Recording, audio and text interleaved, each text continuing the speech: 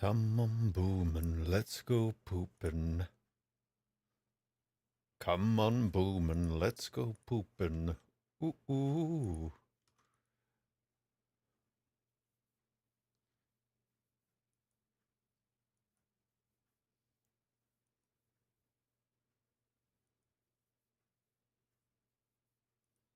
Okay, cool. So I just gotta put this in the places and stuff. Oh, good. Shut the fuck up. Okay. Ba-ba-ba-bum. Ba-ba-ba-bum. Yada-dee, yada-doo, yada-dum. Yada-come.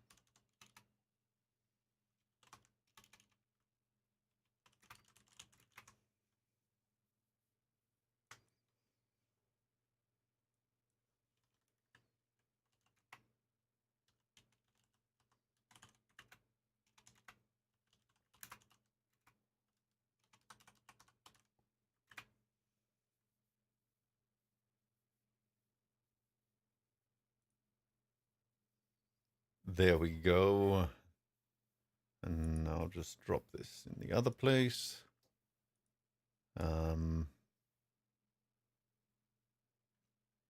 Wherever I put it. Hello, Ty. Mr. Jumbles?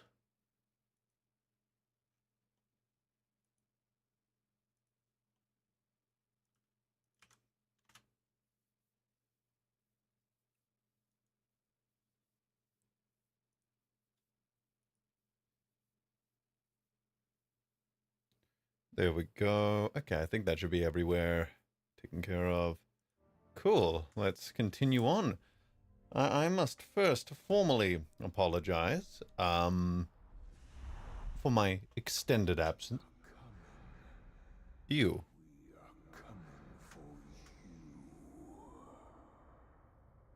Very gross. Very gross. I must first apologize for my extended absence. Literally just been taking care of life shit and also life shit. Trying to, because I've got all the remaining files for the EFAP movies, so EFAP TV. So I've just been like doing all like the really technical preparation work for that one to. Yeah, just to make sure that you know, I'm not having to do that shit later. So that just took a while to do, because I'm trying to pace myself. And yeah, just dealing with bits and bobs. But you know, I am glad to be back on the stream. I've been meaning to go back for quite some time. Just couldn't get it to line up. But you know, we are in the zone, the zone. Betrayer indeed, and we've got a thing to take back, don't we? So yeah, let's just do that.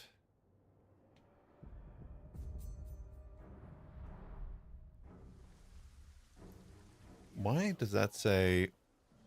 What the hell? Something has gone wrong.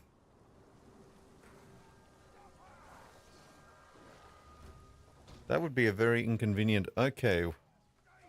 Cool. Cool. Okay, the laptop disconnected from the internet for a second. By the way, me and I got Platinum on Shadow of Mordor around 2 weeks ago and really enjoyed it. Fuck yeah. Why aren't you playing a Barbie game? I don't know. Because I don't know any Barbie games.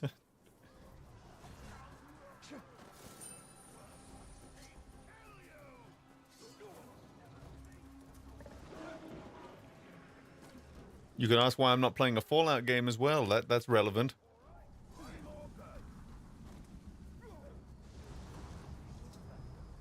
Just kind of waiting for people to show up at the moment. Because, you know, it's one of those things where it's like, you know, what is the best time to start talking about it is always the question for me. Why get close to the enemy when I can pick them off at a distance? Rags probably knows a couple of Barbie games. He probably does. He probably does. Let's see.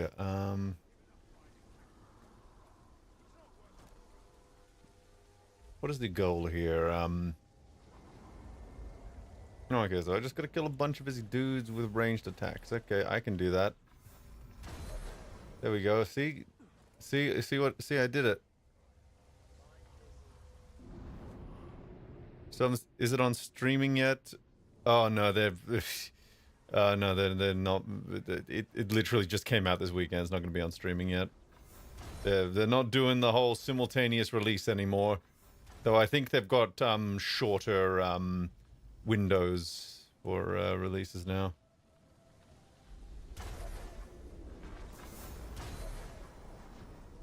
Oh, couriers. They're couriers specifically. Oh, okay. I was being a dum dum.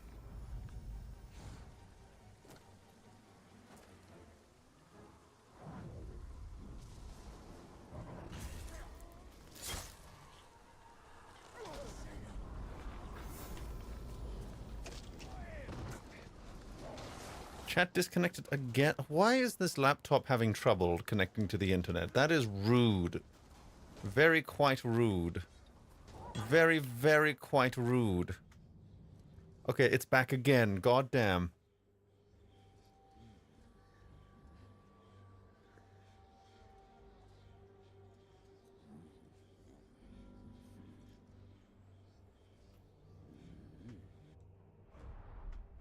Do you not live near a movie theater or something, Jumbles?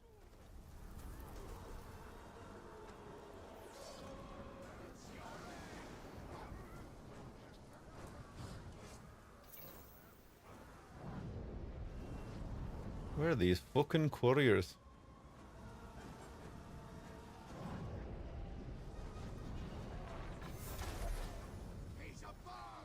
No, just my headache disability. Oh, I see what you mean. Yep. That would make it difficult.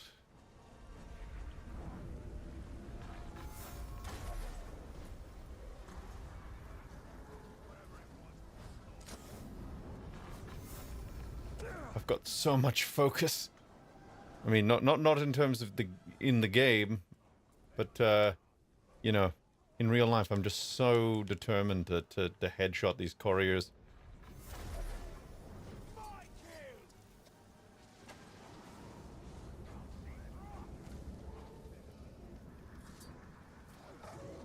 Let's see.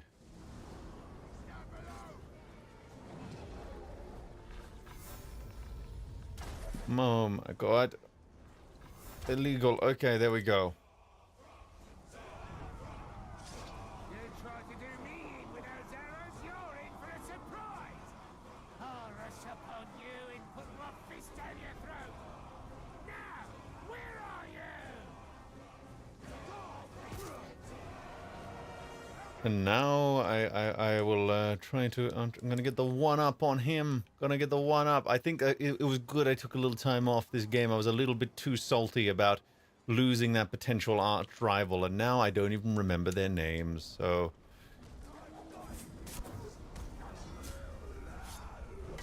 Someone's been telling tales on us. I wonder if this spy will keep it up once you're mine to play with. You took Venus Morgul, did you? Now don't go changing the name back. I just got used to the new one.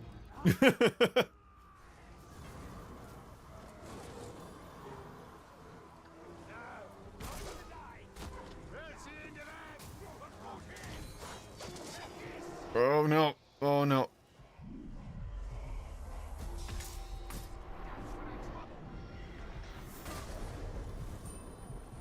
Fireproof? No fair.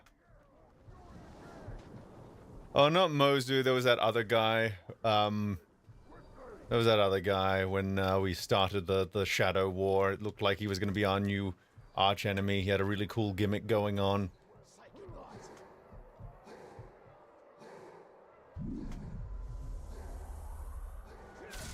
Oh, that's unfortunate. If it's any consolation, your death will get me promoted.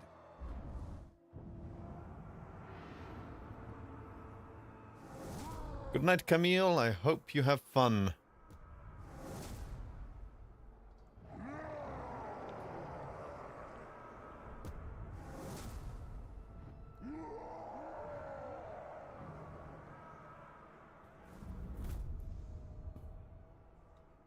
My goodness me. Let's see, how many people are watching right now? Have we got enough people here to begin the discussion?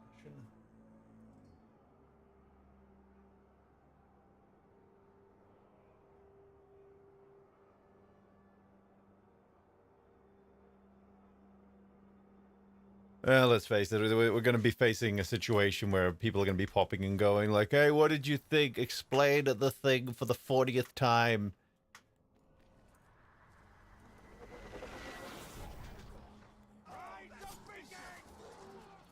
You know, YouTube, your transcription thing, your automatic transcription, maybe you should, you know, you're already making automatic chapters using your fucking technology. Why don't you do it for live streams as they're happening?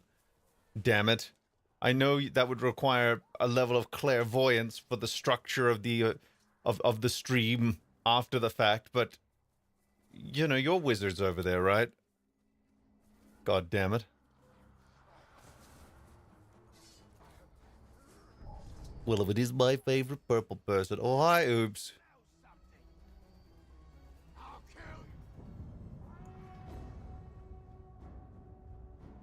I don't think there are female orcs in Lord of the Rings canon, because, These drakes will take to the sky and set fire to the earth. because I think they're made, right? They're not born.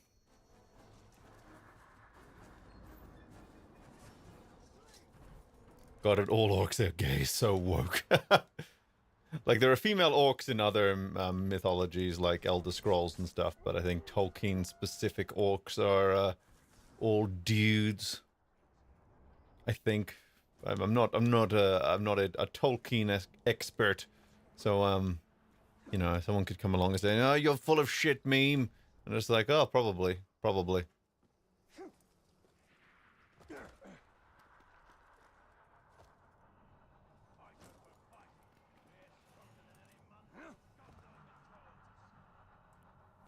Nothing quite like a sexy girl orc waifu.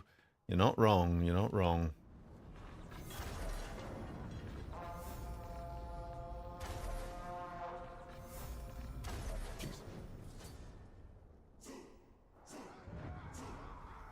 Oh. You're already dead! Nothing can spare you the scorching agony of my poison! Ah, we're going to kill... We're finally going to put Zune out of its misery. Because Microsoft couldn't do it for us.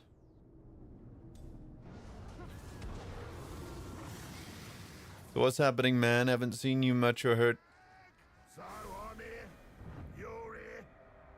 Nah, words are stupid, let's fight! Let's get on with it! Yeah, let's do it. Yeah, I've been pretty okay. I've just been catching up with stuff the last few weeks. I got all the I got the remaining files for that EFAP TV, so I've just been doing all the you know, the grunt work all the boring grunt work for that, so that I won't have to do it later. So that's been a lot of what I've been doing. Also just doing other bits and bobs. Oh shit.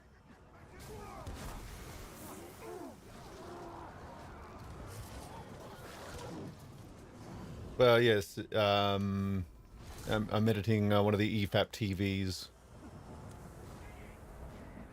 I think it's been publicly announced which one I'm doing. I just don't know for 100%, so I'm gonna not have footage of me revealing it. So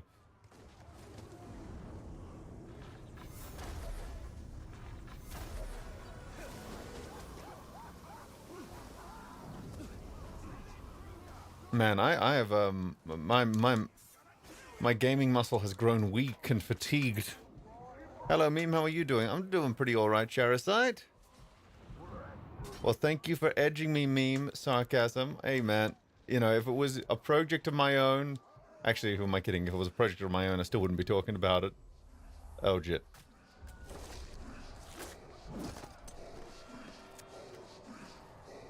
Becoming a bad habit, this? Well, bad for you.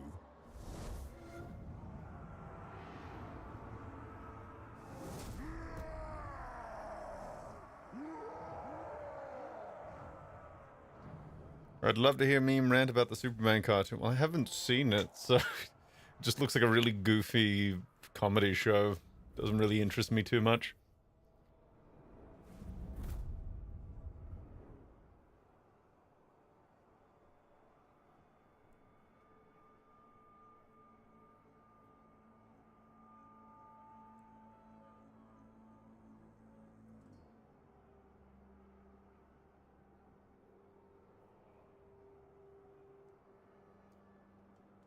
Man. Yeah, look, I got enough stuff to do without stuffing in the, the new Superman show that clearly isn't made. We'll join the line. If But- not this year, then the next. It's a stinking traitor! So far, Clark and Lois are mostly alright characters, though the relationship is moving way too fast. That's a shame. So it has the opposite problem of the Superman animated series, where it's where that relationship just didn't move that much at all, and it was like, man, I would have liked a little bit more forward momentum there.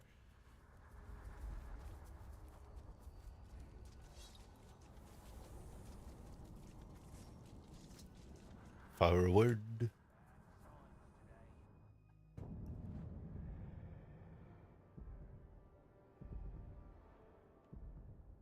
Oh, that is Mozu, the imposter right there. I'm gonna fucking kill him.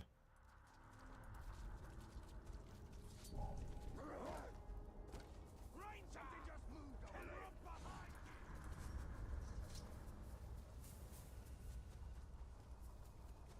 Gonna fucking kill him in his face, man. Oh, chat disconnected again. That's nice. And now it's reconnected again. How do you feel about Livewire meme? I really like Livewire. I wish she was used more. You might want to plug your ears, Orc.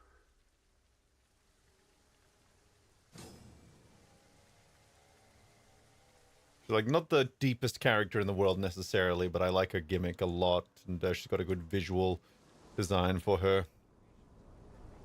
Was totally butchered in Adventures. Well, that's a shame. That's a damn shame. A very damn shame. Okay, so we're detonating grog stacks. Okay.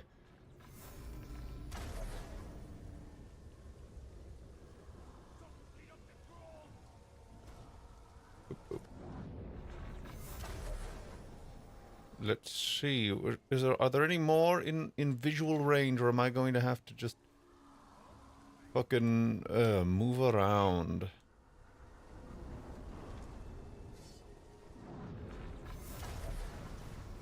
Let's see. Lots of people thirsting after Lois and she's a tomboy. Oh yeah, that makes sense. And say my name! Say my name! Gay Twitter's apparently thirsting after Clark. Yeah, I can see that. I'd imagine gay Twitter would thirst after Clark most of the time, assuming, they managed to make him attractive, which for Superman it would be very difficult to make him not attractive, I would think, but, I've been surprised before.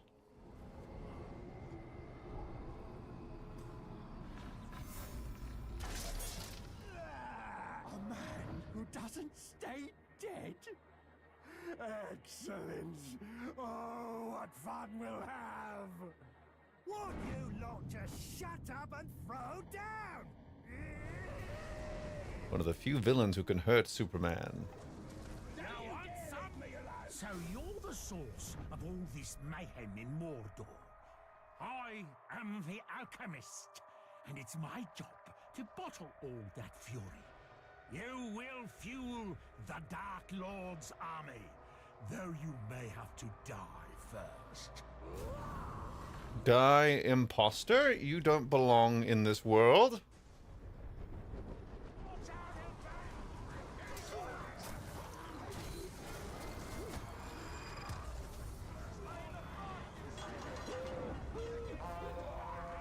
Why won't you stay dead? I have other things need killing too. Lousy mean swine. Man, swine. Off the keyboard, off the keyboard. And away from there too, away from there too. Come on, away from there.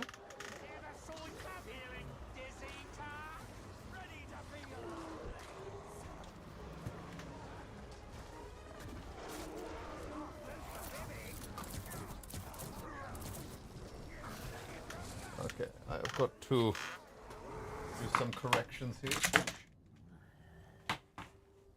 Hello, beautiful one. Why don't you come over here? Come over here.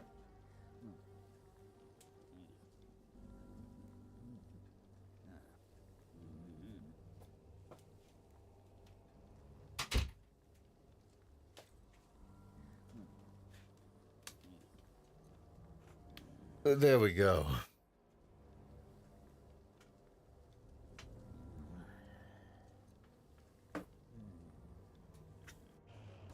Anyway, where were we? Oh yeah, we were dying.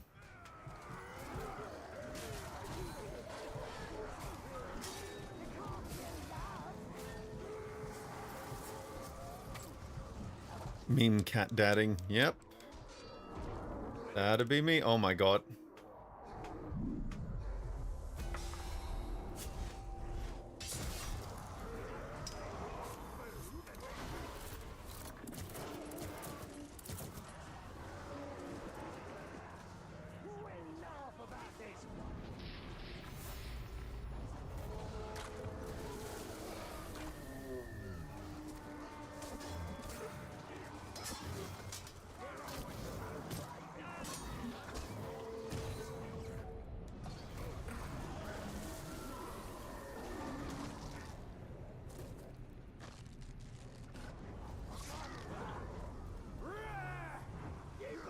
Haunted?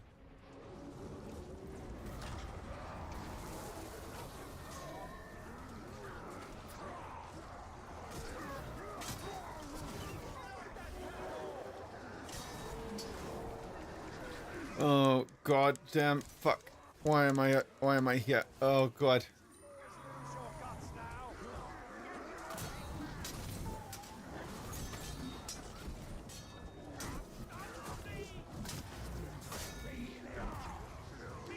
Uh-oh.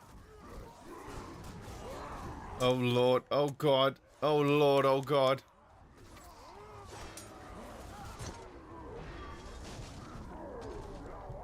Douche, the obsessed. So many douches.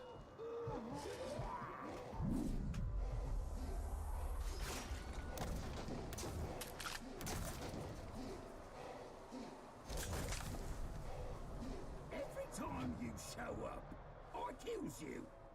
It's getting repetitive. You stream so late these days, meme? I mean, it's 2 p.m. for me, so this is actually pretty early for me.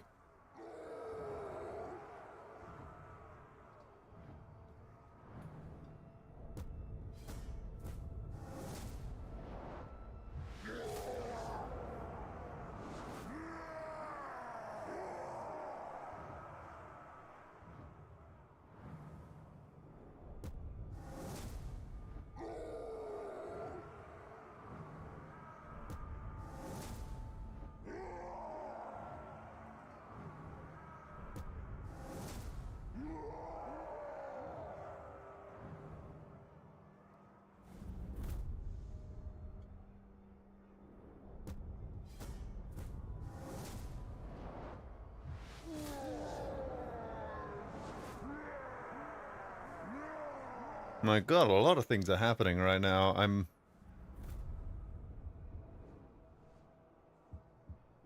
Let's see. Ogburp. Zune. Mozu, the Pretender. Okay, I'm thinking we've got to go after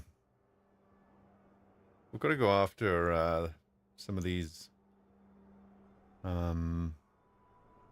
lower level lackeys and then get them to move up in the ranks.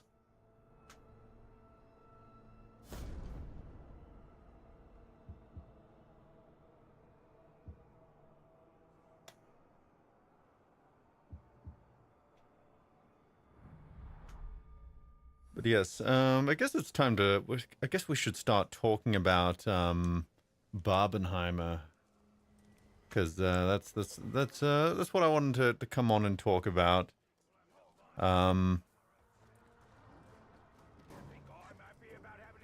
Is that yeah? It's an interesting one.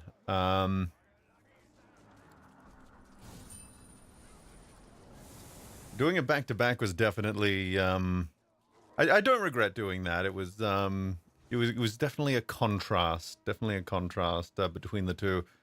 Especially because like one is like under 2 hours and the other one is 3 hours long, so it's like it's almost like one. It's like one. It's almost one whole Zack Snyder's Justice League. Oh wow, back to back. Oh yeah, like I took a 1 hour break to have a late lunch after seeing Barbie. And Oh, this one's angry. He doesn't like having to kill someone more than once. You see?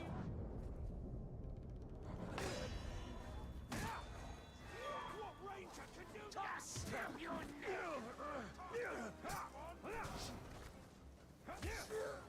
I could not do the back to back, had to do 2 days. Oh, I'm so sorry. Or maybe that was better for you, I don't know.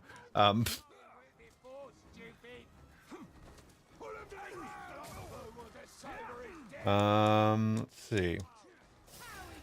How do I summarize this? Why is my brain just not working right now? Like, it was fired up this morning, and then closer it got to time, it was like, yeah, we're gonna stop working now.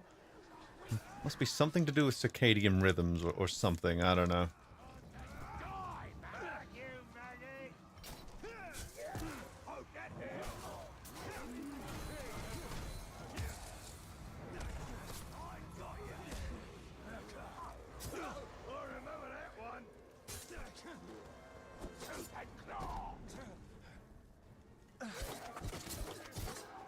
My God.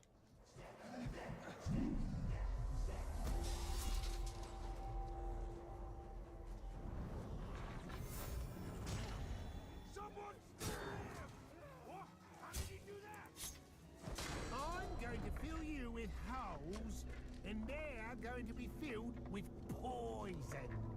Well, at least it's not something else. Could have been cum. I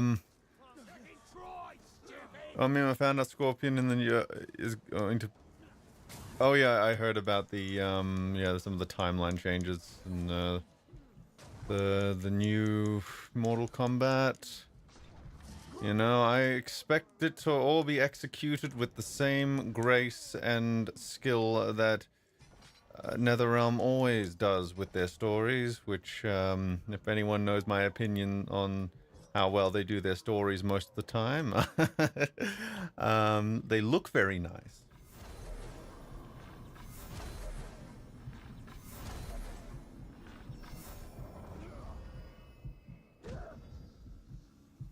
No worries, James. Hope you have a good night. So yeah, so Barbenheimer, so what order did I say? I saw Barbie first, and then I saw Oppenheimer second, and I saw them in that order because I figured it would be better to start off light and then go into something a bit heavier later on. And I still support that decision, having now gone through it. Oh shit. What great fortune for me. The Grave Walker fell by my hand today. The Grave Walker fell by my hand today.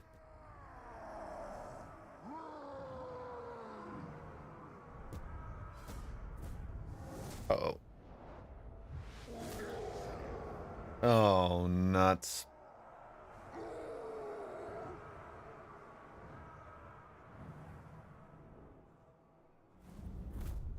We're not doing well in the shadow conflict.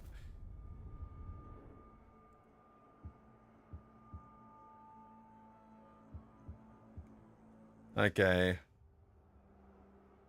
let us bring a douche over to our side.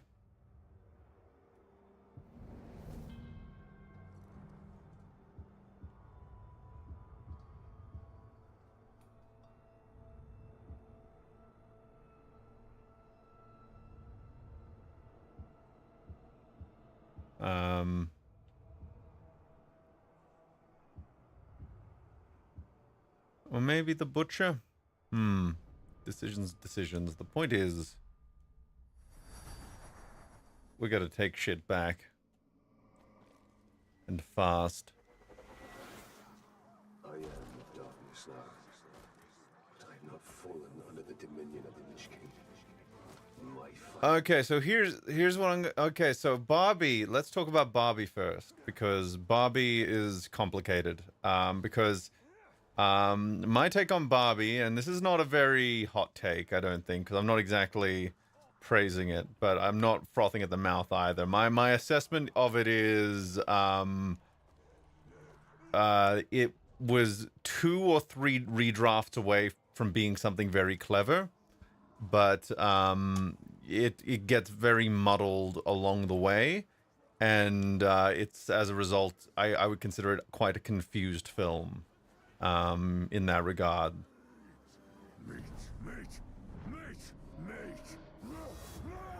Oh, crack on. I don't want to...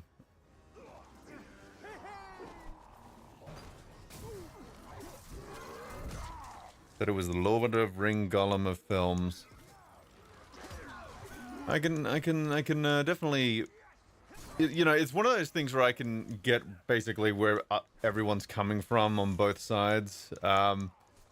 I was quite mixed on it. It was like it could have been something clever, and it falls short in a lot of ways, very unfortunately. Very, very unfortunately. Like, I think the way I put it is, I don't think it's the way I put it, like, they go into the real world. They go into the real world, and like, so the Barbie world is already quite, you know, it's exaggerated, it's stylized, it's very simplistic, all of that. And then they go into the real world. Now, they're treating it as our real world, right? So you would expect it to be like a contrast. So the real world is supposed to be a more realistic setting, while the Barbie world is like this, you know, this fantasy sort of thing.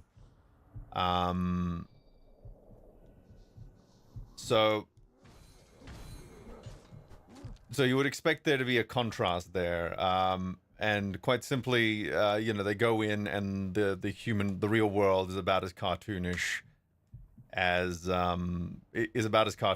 the Barbie world, and it's quite unfortunate that that's the case, because what was it? What? Because for one, it fail, like, it, even, you know, it fails on a it fails to, it completely sabotages any sort of clever satire that they were trying to do.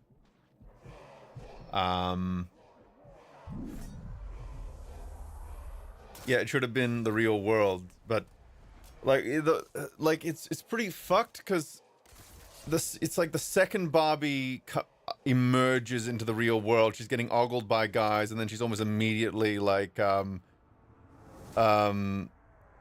guess you could say sexually assaulted. Like, she was just slapped on the ass almost immediately stepping out of the portal, and then gets arrested for punching the dude.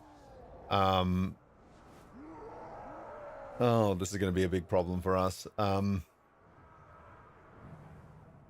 yet, like, she just keeps getting, like, the way I would have done it, and this is my issue, is that it could have been something quite clever where they have a very simplistic worldview.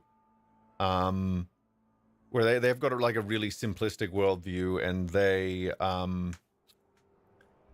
what's the way to put it? My brain is not working with me today.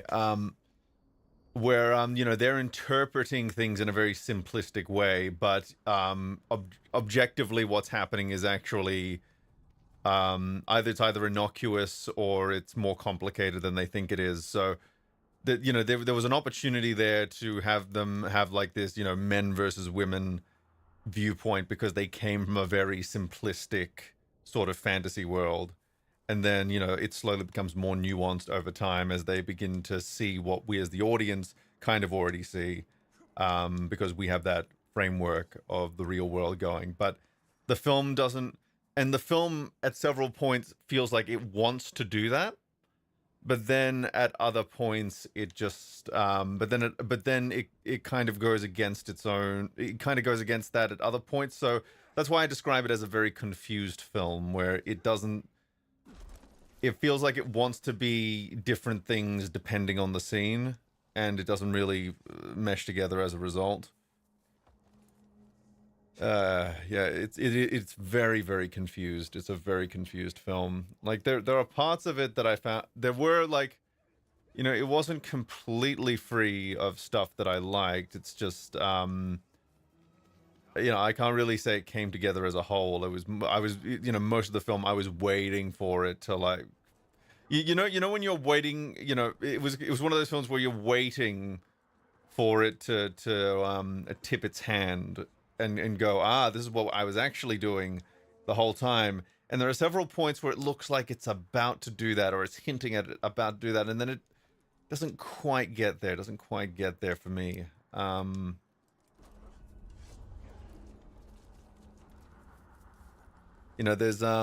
There's stuff in there that I like. It's just as a whole, yeah, it's it's like I said, it was 2 or 3 redrafts away from being quite clever, and yeah, it just didn't get there. Just did not get there. And it's just very confused, and so different people, and so I can totally understand where a lot of the outrage is coming from, because it does come across as quite reductive for a lot of it. And there was room for it to be clever in its, there was room for it to be clever with that, but it just doesn't quite all come together. And again, like, it wasn't the real world they emerged into. It was this fantasy world that they're saying is the real world, and everyone still acts like a cartoon. And again, there was potential with what they were doing, because like, the first impression, the first impression of the, like, for example, the boardroom is that, there are a bunch of misogynists. But then later on, it's revealed, no, they got into the industry because they wanted to help little girls, la la la. There's something there, Barbie, where, the initial impression is this, because we're only seeing it from Barbie's point of view. And then slowly, as Barbie's perspective becomes more nuanced, so too do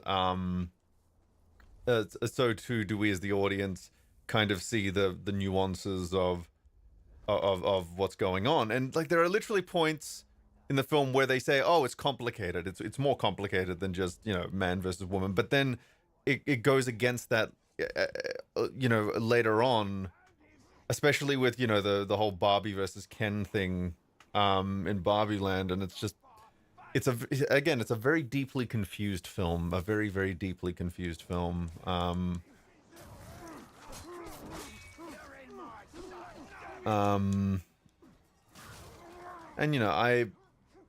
I think it's a shame, because when I saw the trailers, it looked like there was room there for it to be, something. It looked like there was something there, and also, there's I think, there's other criticisms I have. Like, I think there's a voiceover going over everything, which isn't a bad thing per se, but sometimes the voiceover is a little bit too handholdy. So, like, at the beginning, instead of just showing Barbie floating into the car, and allowing us as the audience to kind of put the pieces together of like, oh yeah, you never see a Barbie walk down the stairs when a kid's playing with it. Why would that happen in Barbie Land? They just kind of float down into their car. Like, they're very specific. They very explicitly outline the fact that when a girl plays with a Barbie, that they don't have it go all the way down the stairs. Which, by the way, if I played with action figures as a kid, I would totally make them walk down the stairs. I don't give a fuck. I was very committed to the reality of the world, and I got very frustrated when they couldn't fit in small spaces that they should be able to. But then again, they didn't have autistic Barbie there, so perhaps they couldn't represent that.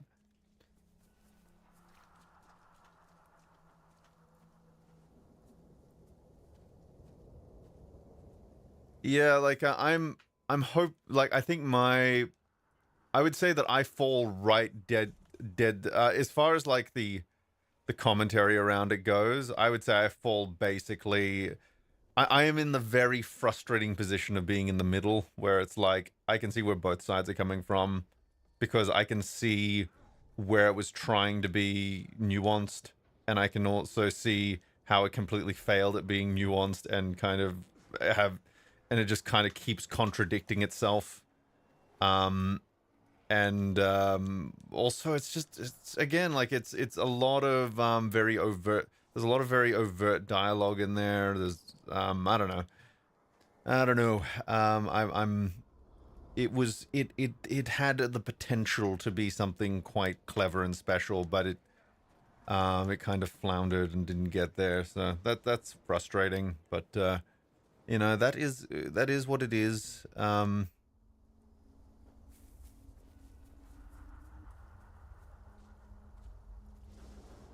I see. Meme is an enlightened centrist.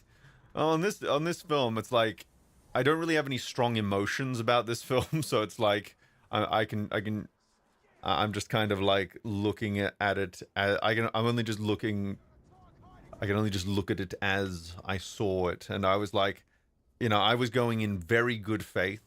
Because when I was hearing a lot of the criticisms towards it, because I hadn't obviously looked at spoilers, but I was getting a certain vibe from what some people were saying, and kind of the impression I was getting were, and I thought, because a lot of the time when I hear criticisms like the ones being levied at it come out, a lot of the time, it is just that people are either reading too much into subtext, or they're bringing certain biases along that don't actually have any, the Bly Manor situation.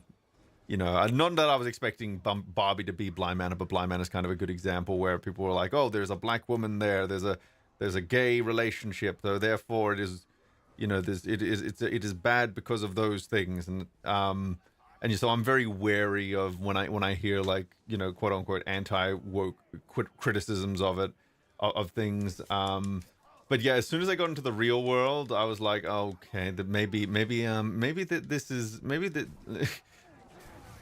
Maybe they're a little bit more on the money than I thought, but hopefully something better is revealed here. Hopefully something better is revealed, and I kept waiting, and it kept looking like something was about to happen, and then it kind of got, it was this rubber band of like it almost got there, and then it undermined itself, and it was frustrating to watch from that perspective. But there was a jab against Zack Snyder's Justice League in there, and I really appreciated that, spiritually. Oh, you're not allowed to use that word.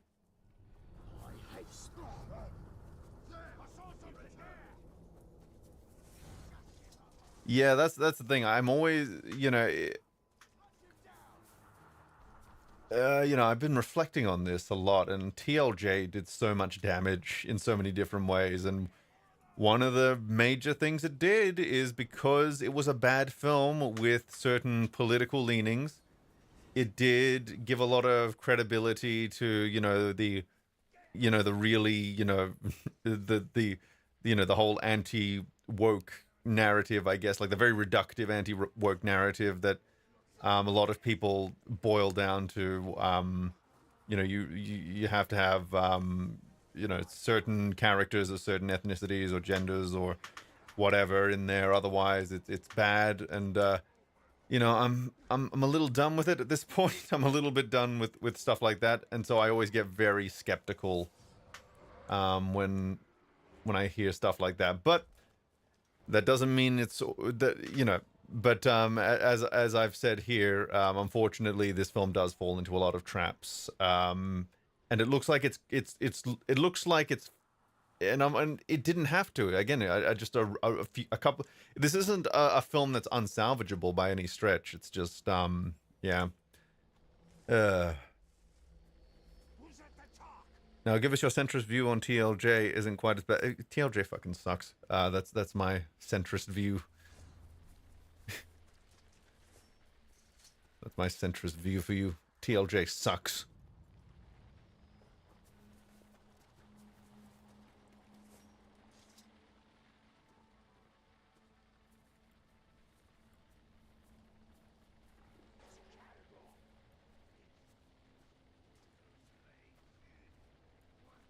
I thought you loved Trap's meme. Hey, man.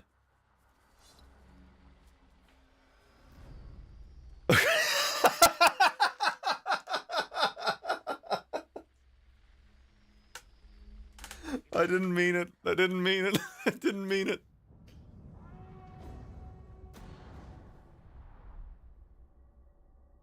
It shall not be me who is trapped, Orc, but you.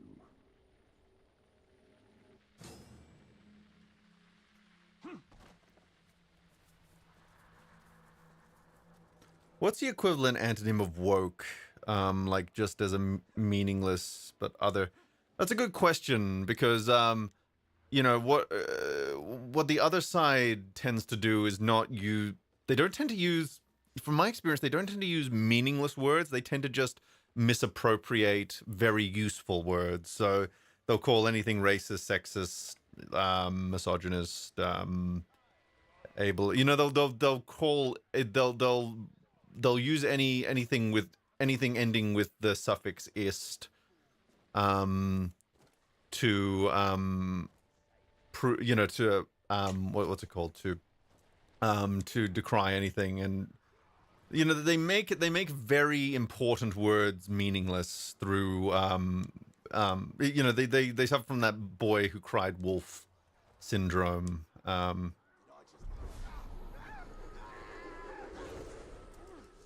Yeah, they dull the meaning of certain words, and to the point where we have to actually start taking them back a little bit and go like, yes, racism still exists. Yes, yes, all of these prejudice still exists. It's just then you're not going to find accurate call-outs on Twitter. You're just not. You're not going to find it on a lot of social media platforms. You're going to have to really develop your keen eye and develop a nuanced perspective on how to use these words, and in what way it would be productive to use these words. Let's see, I have to trigger the trap.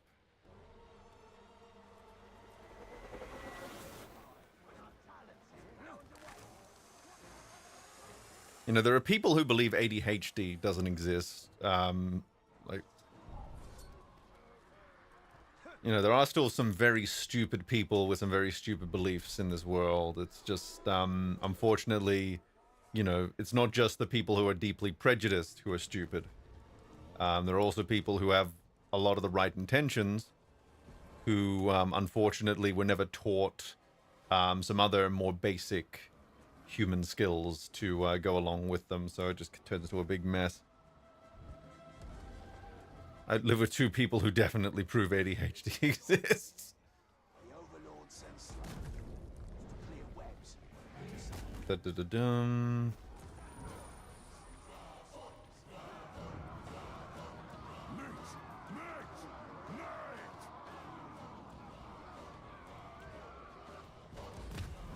Oh my god. That is a lovely piece of kit. You're lucky to have found that. Mm, Luck runs out is his next part. Where I nick it.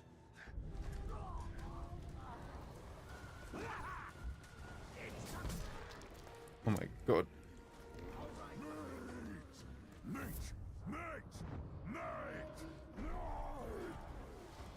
Well, I think I'm gonna take Grom. But yeah, so Barbie, Barbie is Barbie. You know, Barbie was a film that could have been, you know, fun, but also clever and meaningful. And there are certain jokes and stuff that I was relatively fine with. Some brief chuckles here and there, but It did not quite come together, and which unfortunately meant that what which unfortunately meant yeah, just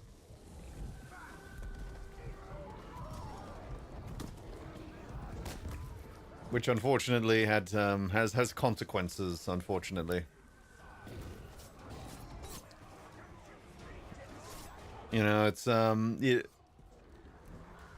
know, there's the criticisms that are coming from a lot of people. There's definitely a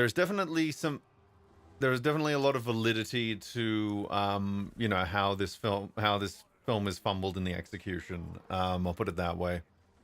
It is, the optics for a lot of it are very unfortunate, and it kind of it trips over its own feet when it's you know, I guess it's a film that feels like it wants to be nuanced but doesn't quite know how to do it, or didn't have enough time in gestating to do it. And it's kind of a bizarre film for the Barbie brand in general, because it shits on Barbie a lot. And you would think that and I think it tries to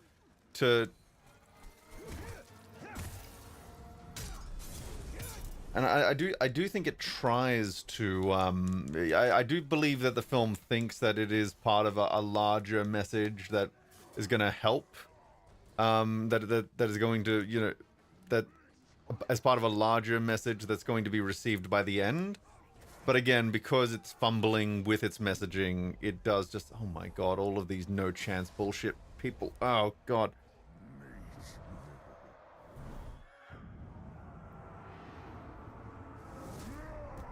Yeah, it's like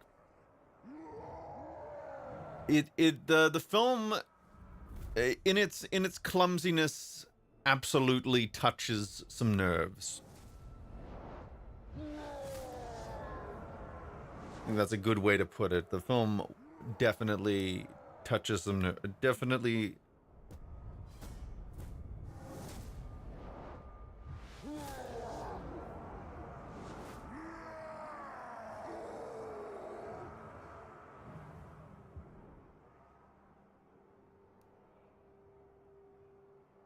I mean, it looks like they're about to do a Transformers G.I. Joe crossover, so you might be in luck.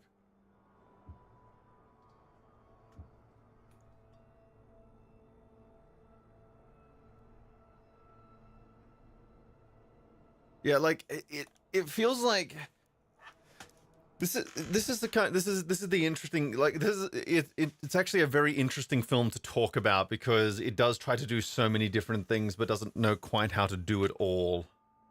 What, really? Yeah, they had the Rise of the Beasts had a G.I. Joe base in the ending, setting it up.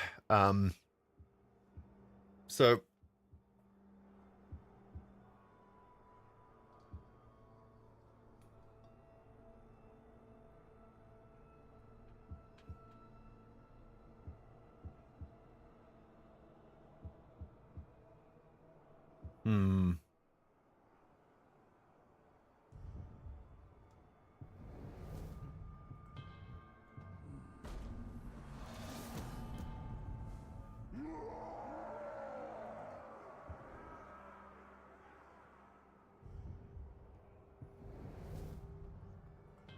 yeah, so this is an interesting film to talk about, because it does try to do, because it does feel like it's the kind of film that is trying to progress beyond the, I guess, what has been called the man-hating narrative, and is trying to be something a bit more, you know, it's trying to show, it is, what I think it's trying to do is it is trying to, you know, show, oh yeah, you know, this is actually, a lot of this stuff is actually quite harmful for women as well. You know, being a woman caught between these two worlds is quite difficult, because we don't know what to do at this point. And so that's interesting to see that progress, I guess, as far as like trying to make it a more nuanced take. But again, it needed more redrafting. And I think, you know, it's the kind of thing where the the conclusion you would hope that it would reach would be that, you know, what we are looking at is very human struggles, that we are projecting these narratives of, the you know, gender onto, and it is, you know, unhelpful to see it as like as that, and we need to see it more as you know, a human struggle. You would think that would be what we would be pushing forward here. But again, it does feel like that's where they were starting to lean towards during some of those final rewrites. Like that's just kind of this is me going into script forensic analysis mode, because I find it, because, you know, much like a crime scene, a script will often reveal things about potentially how it was written, just through how much or how little certain elements appear and how they appear.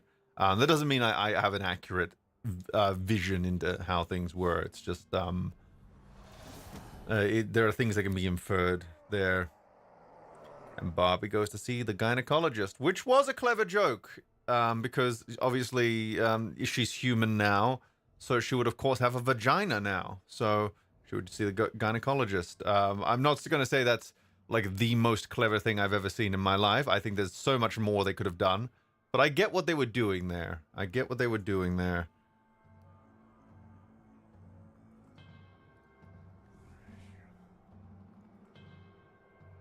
Yeah, it is one of those films that you can kind of see whatever you want in it, because all the pieces are there for like many different narratives. And yeah, I wonder just how long it's going to take to just talk about it as a film, because I think as a film there's stuff I think the set designers really went out of their way with those Barbie sets, because they looked basically how you would imagine a Barbie set. I'm sure that I'm not a Barbie aficionado, unfortunately, so I can't be like ultra nerd about it. But you know, I'm in tune enough with that zeitgeist to know, yeah, there was boob growing Barbie at one point. There was you know, pregnant Barbie inexplicably, or pregnant Barbie's pregnant friend inexplicably, teenage pregnancy doll. But yeah, and you know there was an attention to detail there, which you know, I think is worth praising. Even if, again, like the script problems are pretty apparent.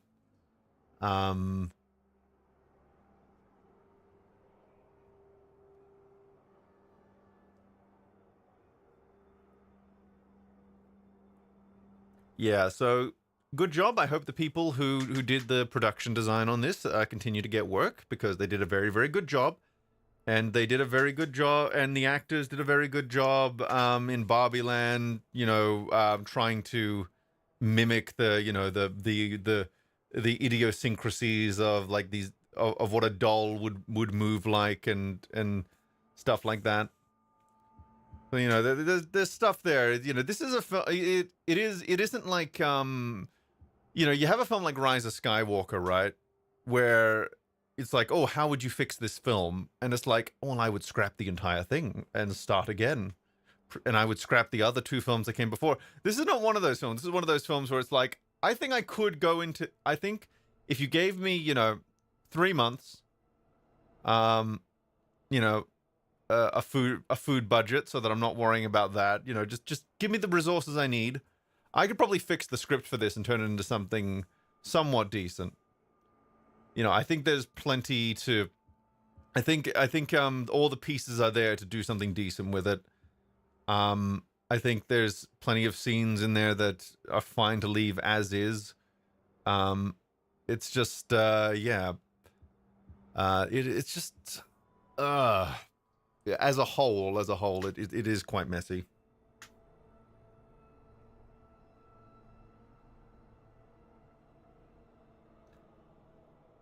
And again, you know, I can't help, you know, and this isn't necessarily a criticism here. It's just a bit weird, like how much Mattel let them get away with certain stuff as far as criticizing the Barbie brand and criticizing Mattel as a brand, and it's weird from that perspective as well. You know, I think there's a certain bravery to it from a certain point of view, but yeah, it's strange. I'm not sure. I would be very curious about the behind the scenes for that.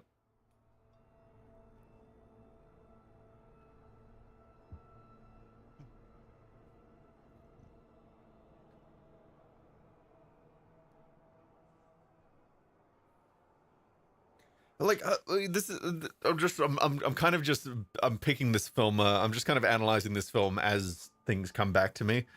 Like there's a scene, like we have a couple of montage scenes with Ken, right?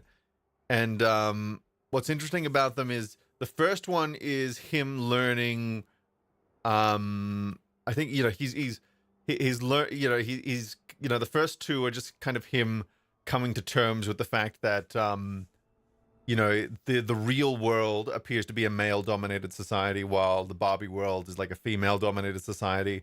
And so this is like the first two, you know, it looks like, you know, so the first two are just him like learning this very simplistic narrative and looking at some really, I'm not sure if there were real books in the library, but reading books about stuff like patriarchy and stuff.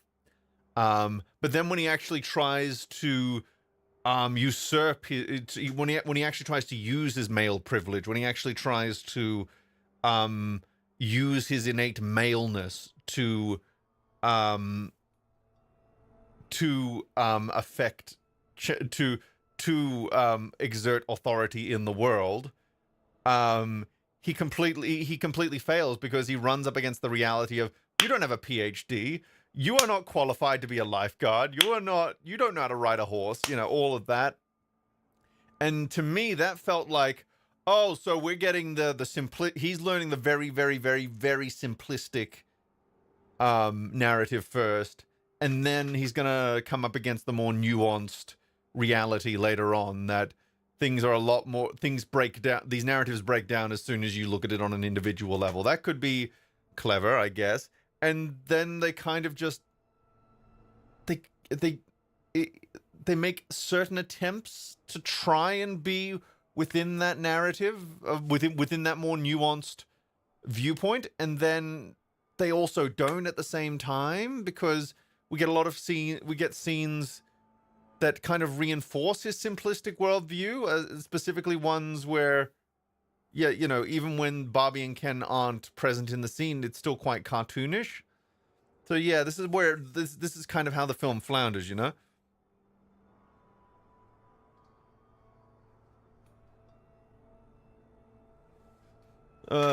It's yeah, you know, I didn't come out of the film frothing at the mouth because I was more just, yeah, because it felt like it was a failed attempt to be something more than it felt like something really, really malicious, if that makes sense.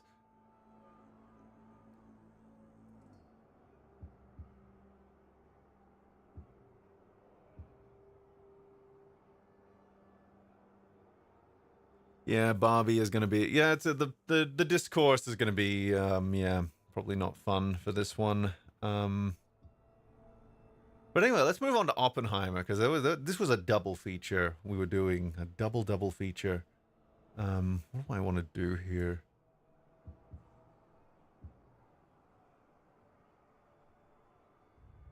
Let's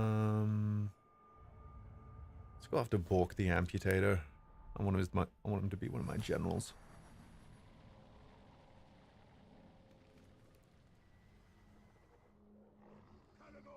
Isildur has great power, but you diminish with each year you wear it.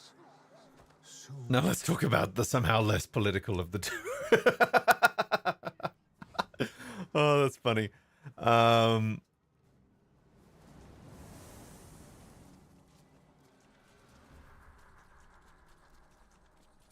But yeah, I really liked Oppenheimer.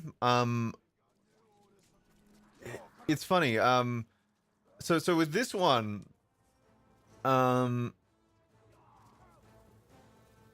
it's an interesting film. Like, there's a lot of interesting things to talk about with this one. especially when you know like some of Christopher Nolan's larger trends as a filmmaker, because there's some stuff he does quite differently in this one, but there's also some stuff that's very Christopher Nolan as well. So it's interesting to pick that apart, you know, from a details point of view. So I got really lucky with. Let's talk about sound balancing, because I got really lucky with my screening, and with the way the film was mixed in my screening, I could hear the dialogue crystal clear. So that was a benefit for me. Though the soundtrack was still quite droning, but I could hear the dialogue. How mad was I that there weren't any Japanese people? Because I think it's a very interesting idea to look at the Japanese side of the bombings and everything. So I understand the wanting for that. When you see the film, you kind of understand why that's not in there, because it's there's so much going on already, and it's very laser focused on Oppenheimer. Like, it's a character study that's very laser focused on Oppenheimer as a person. Like, it's not a film about the atom bomb, it's a film about the person who made the atom bomb, and there's a lot more to Oppenheimer than just the fact that he built the bomb, and not to say they don't go into the consequences of that, but they focus like more on the consequences it had on his psyche more than like the larger implications of it.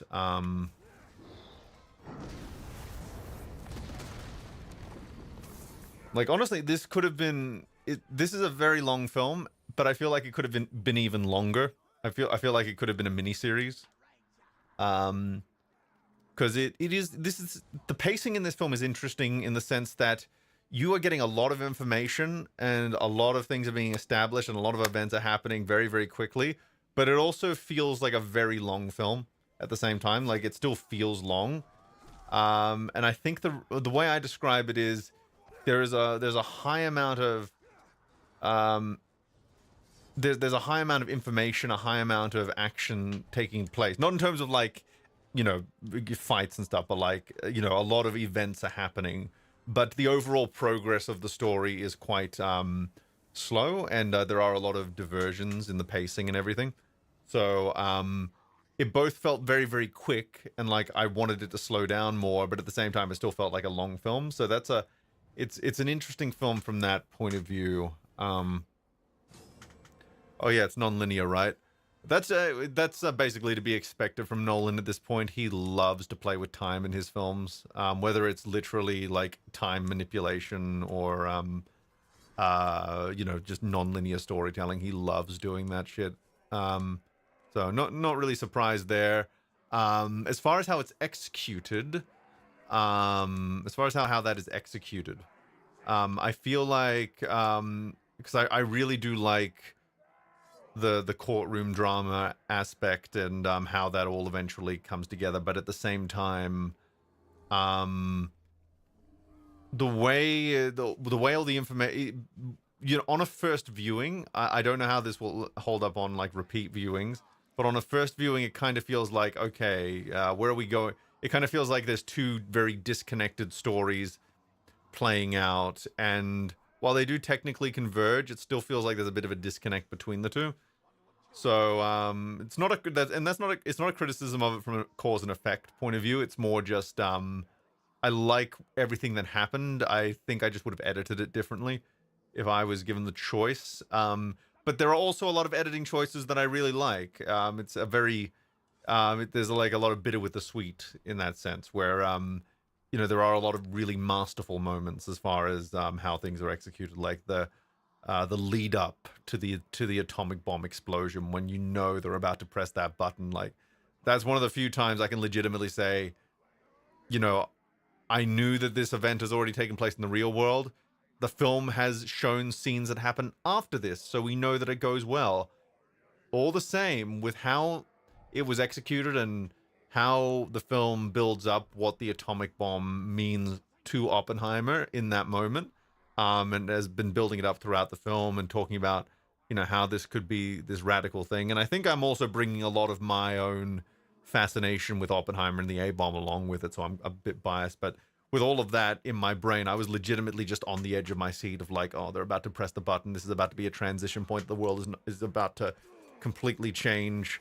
This is going to be the first time anyone has seen an atomic explosion in human history. And they do milk it for all it's worth. And they play with the physics of it in a very good way, because they're scientifically accurate in the sense that they make sure that you have detonation and then you hear the explosion later, because light travels faster than sound, and that's how that would work. So we see that earlier in the film with some closer explosions. So you have the explosion happen, and then a few seconds later the blast wave hits and you hear it. So they establish that so that, people know to expect that.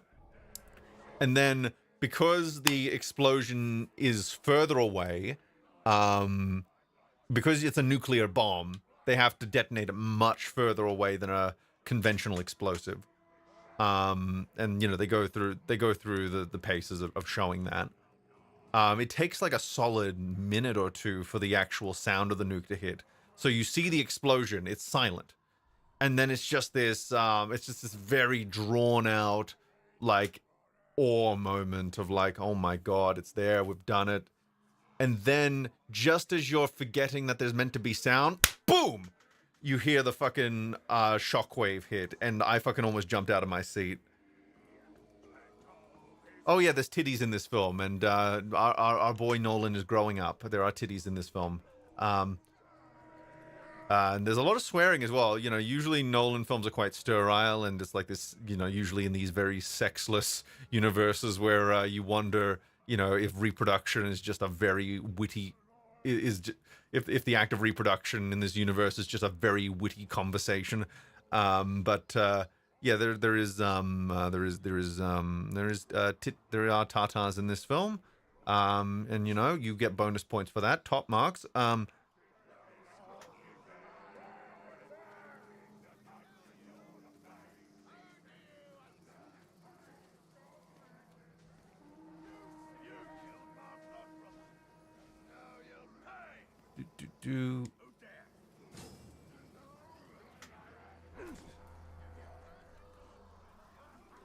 Boner points, perhaps.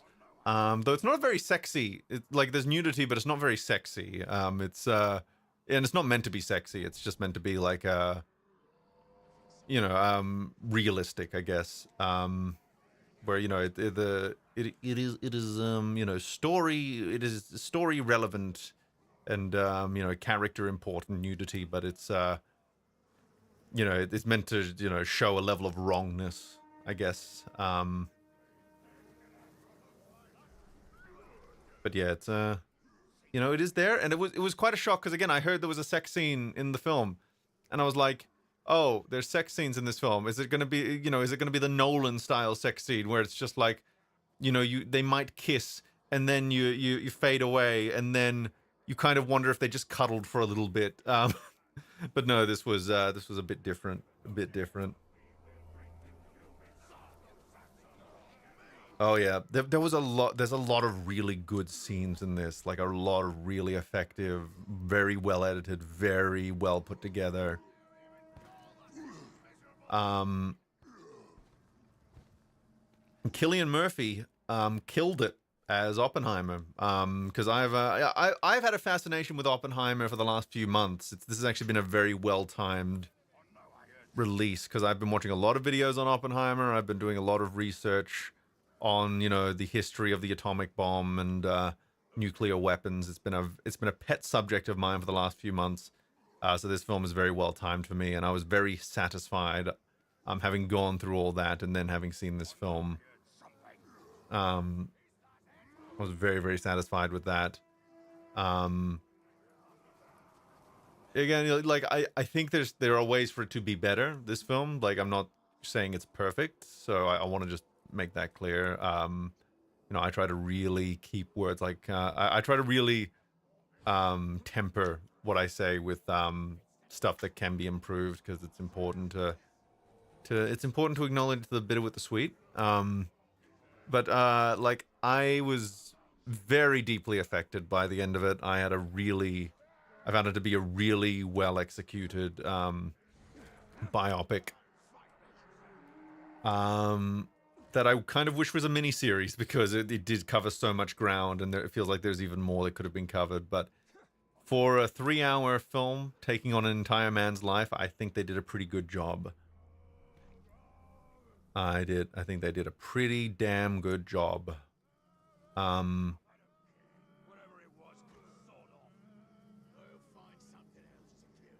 Thoughts on the black and white scene? Oh, well, there's multiple black and white scenes throughout. Yeah, well, this was the first time they'd actually shot, they'd actually commissioned black and white IMAX film, and it looks fucking gorgeous. It really does. Sometimes black and white can look quite murky if it's done wrong, but this one, there was no problems with clarity there. They did. The black and white scenes might have actually looked even better than the full color scenes. Top marks there.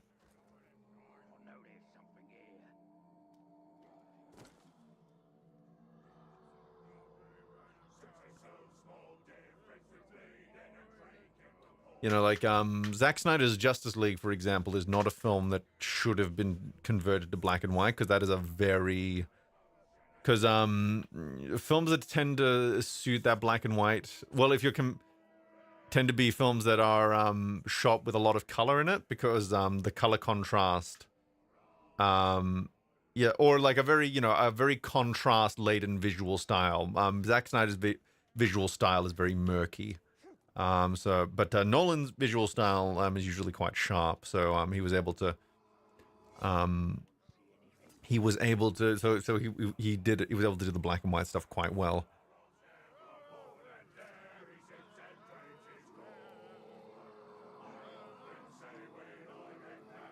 Most things I'm hearing is good, but tepid reception. Yeah, I don't know. Like, there's some people have said that it felt. I think I saw one person say it was like sterile and soulless, but I just couldn't. I think the way Nolan edits his films, both in the visuals and the sound, I think it can create kind of that disconnected. It can create a bit of a disconnect with some people, I think, and I can understand it. But the thing is, I was if you look at what's actually happening on screen and the performances being given and everything, it is quite an emotional film. It's an emotional film with a very human core. So I don't think I can agree with that. But I think because I know that Chris Nolan's filmmaking style can sometimes be a little bit off-putting, I can understand it feeling a bit cold to some people. I disagree, but I can understand it. And then, of course, there was the fucking, like, movie long and then person on TikTok, and I wanted to kill myself.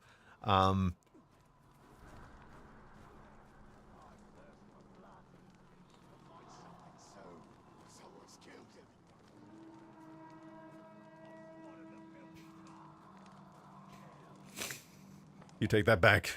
Oppenheimer wouldn't have had black and white scenes without Snyder Cut.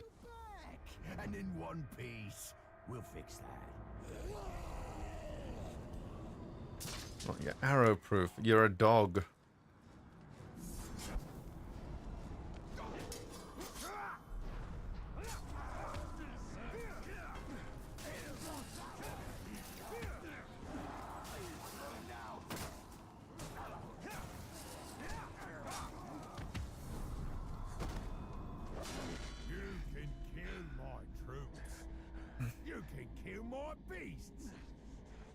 You can never kill my blood brother!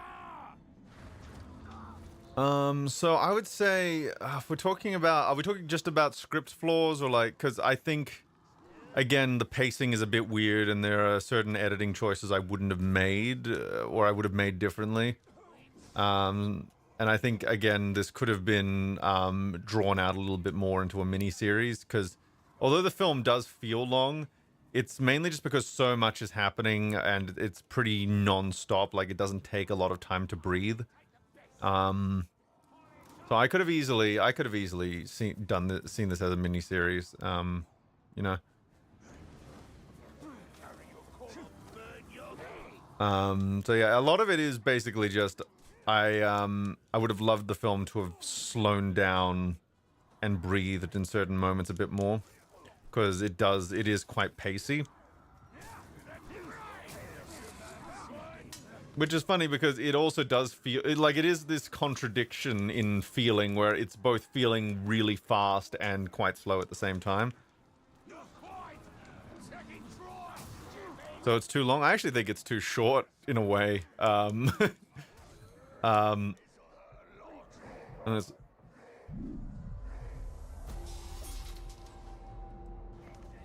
it's this funny contradiction.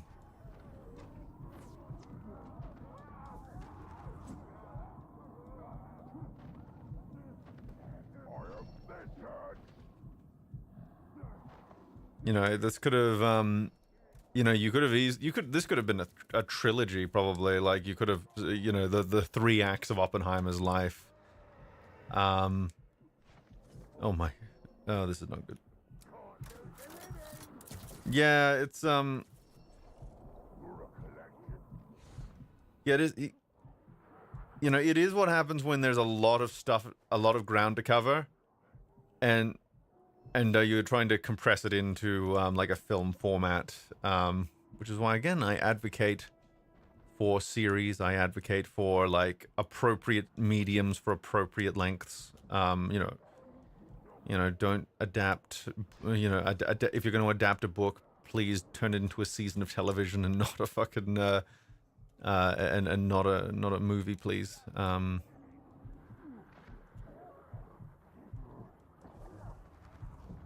And this was actually an adaptation of American Prometheus, which was Oppenheimer's biography. So, you know, I imagine you know, they're having to stuff a lot in.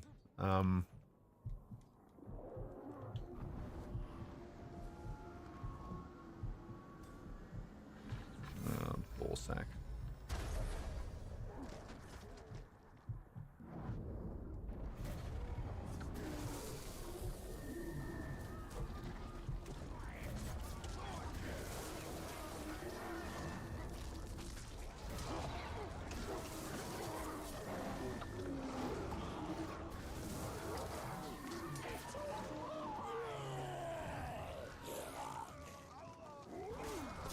Oh no, did I kill his brother?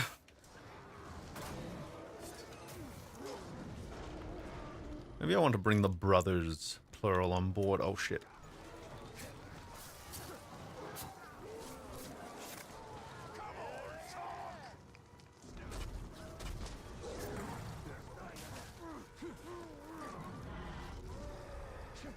Any performances you would say are not good? None stand out. Like this was also like this was the Where's Waldo of famous actors. Like Josh Peck is in this film and he has 4 lines and he nails his 4 lines. It was great.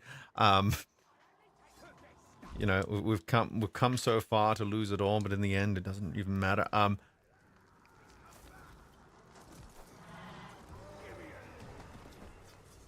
Oh, actually, Josh Peck's role, I have a prediction. I think Josh Peck's role is going to be the most memed because he's the one who presses the button to detonate the nuke, and I can see it turning into like Josh Peck nukes you while laughing, or Josh from Drake and Josh nukes you while cackling. Yeah, the Josh from Drake and Josh.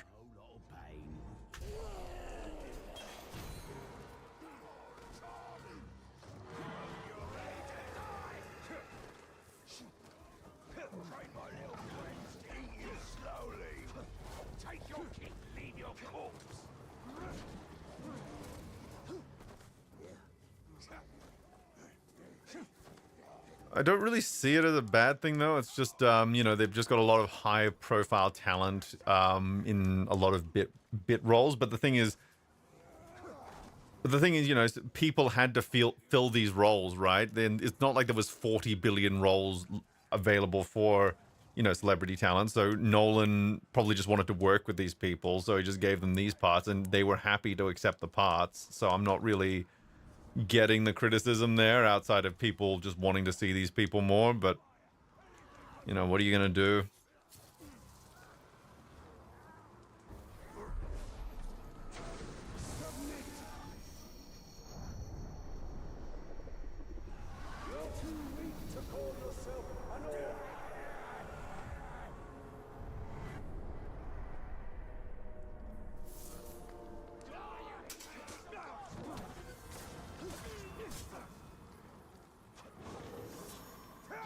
Yeah, it's not. Yeah, like everyone came to work. I'll put it this way: everyone came to work. Everyone came to work on this film. Like everyone was doing. Everyone did very well. Easily one of Robert Downey Jr.'s best performances. Probably Cillian Murphy's best performance. Like he is Oppenheimer. He got the speech patterns and the look and everything down. It was really something to behold. Really was.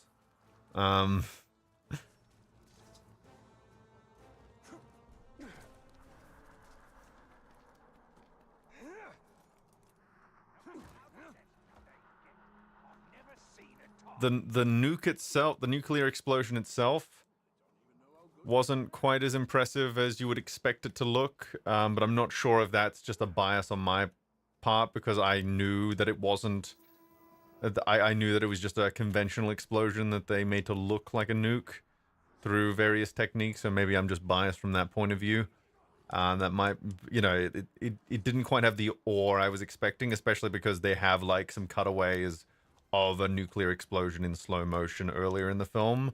When we're looking into Oppenheimer's mind's eye, and I thought those were more impressive. And you look at the actual like slow motion Trinity detonation footage, and it's a lot more.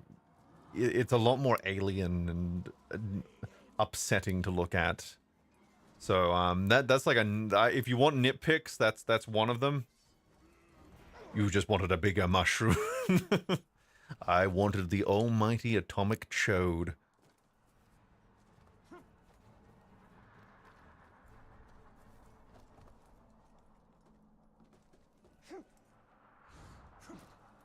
I'm not sure he said it ruined his. What was his? Because those kinds of articles are always like taking like very offhanded statements and turning them into something they're not. I feel like what he was saying with that is that it was he was kind of just doing he had gotten very good at playing one character for over a decade at that point, and this was like the first time he had gone outside of his comfort zone in like a decade. So he had to really ask that question of, oh, can I still do this?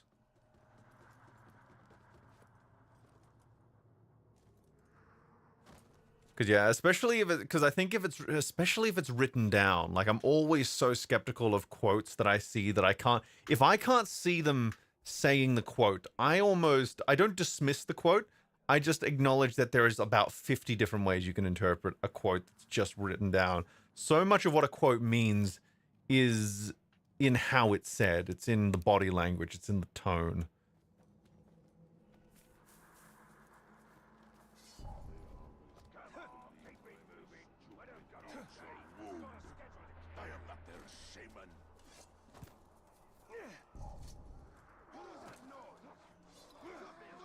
So I would what's the way to put it?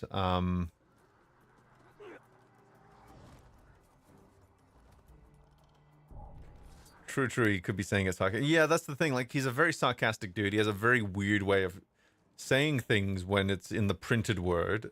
You kind of a lot of what he's saying is like part of his larger sense of humor. So yeah, I always try to take written quotes with a grain of salt, and media outlets, they're not interested in truth most of the time unless they're like little independent outlets that are trying to keep genuine journalism alive. But you have to really seek those guys out. But most of the time they're just trying to get you to click. They're just trying to get you to subscribe to their newsletter. They're just trying to get you to make them their number one.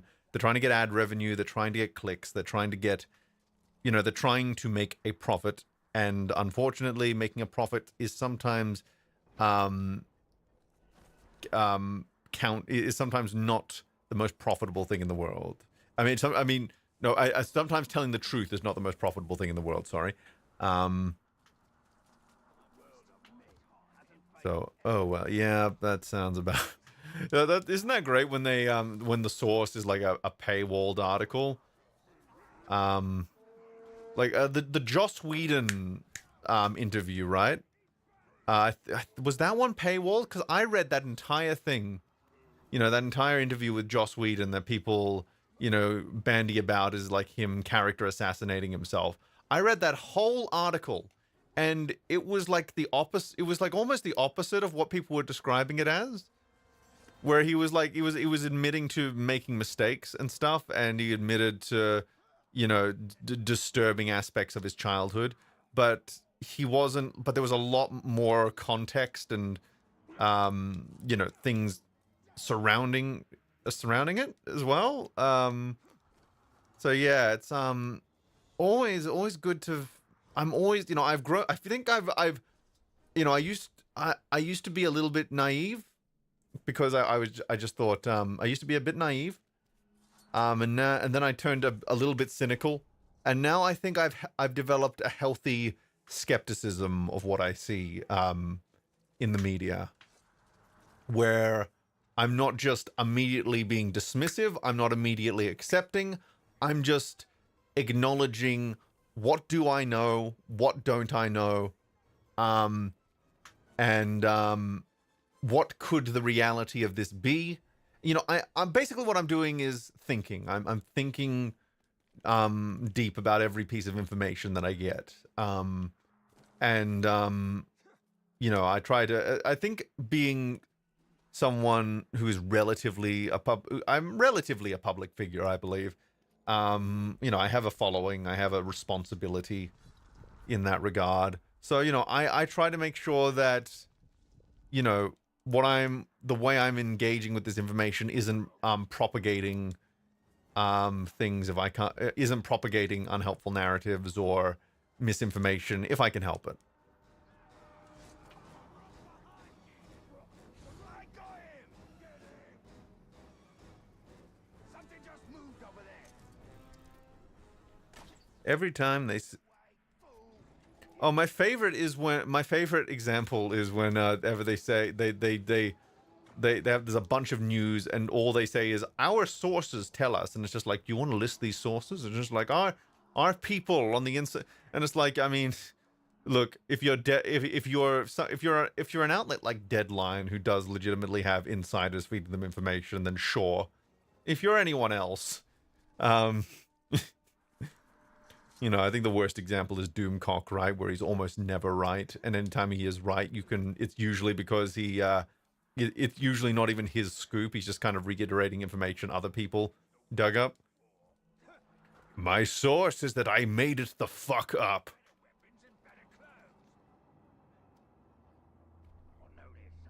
Now, I have an announcement to make.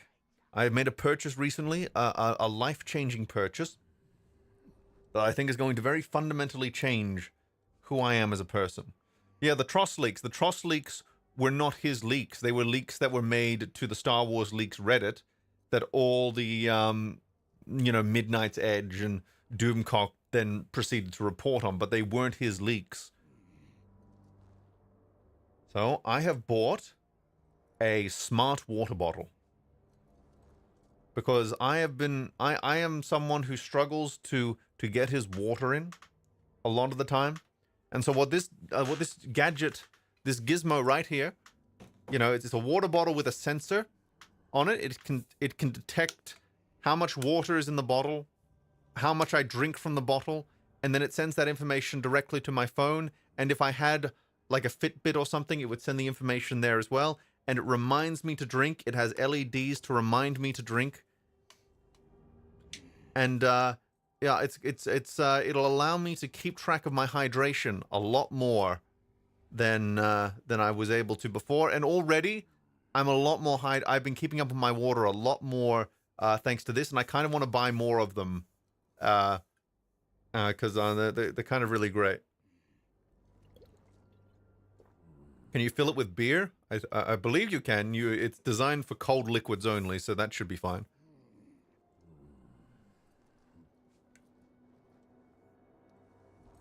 Are they cheap? No, but it's worth it.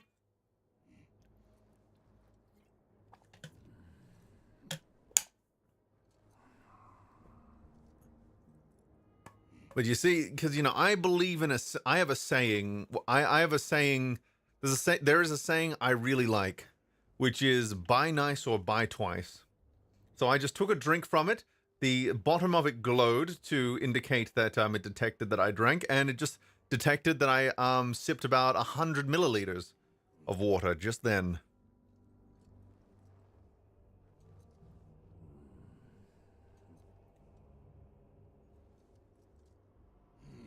So I'm very happy. I'm actually going to try and catch up because I am behind on my daily goal.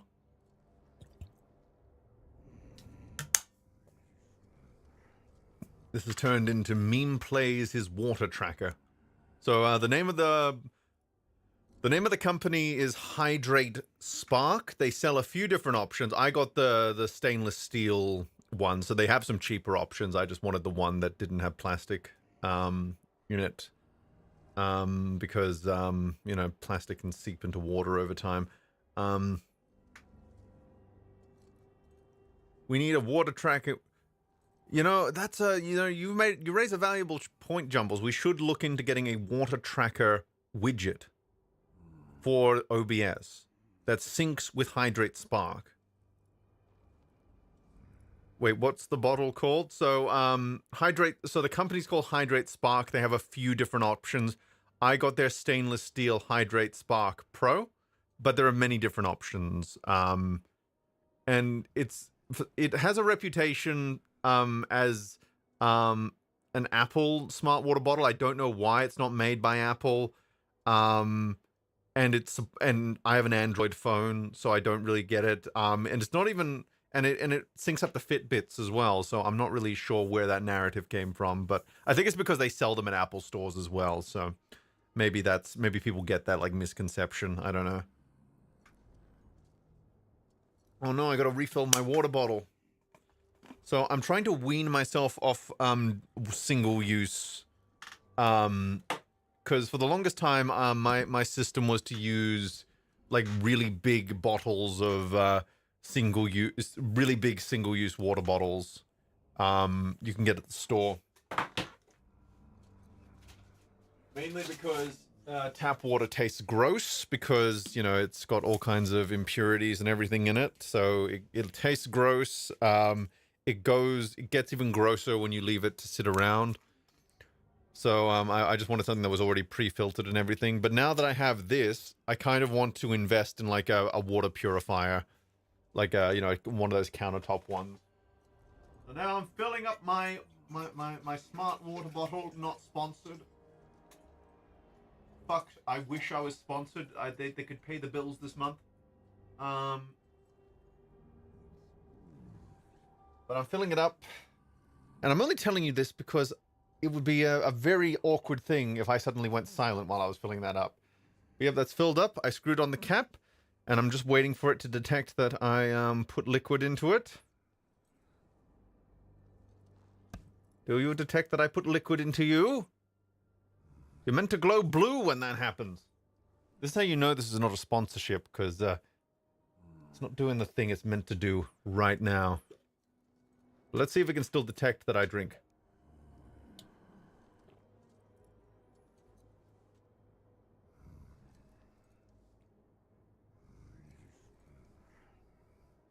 Okay, I just took a sip. And it went blue. How strange.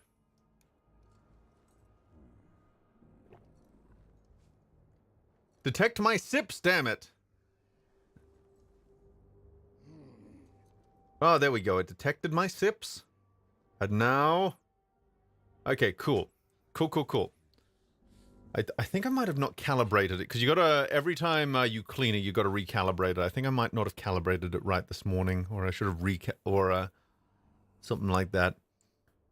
But yeah, it's pretty cool. It's a very cool little gizmo. It helps you to track water.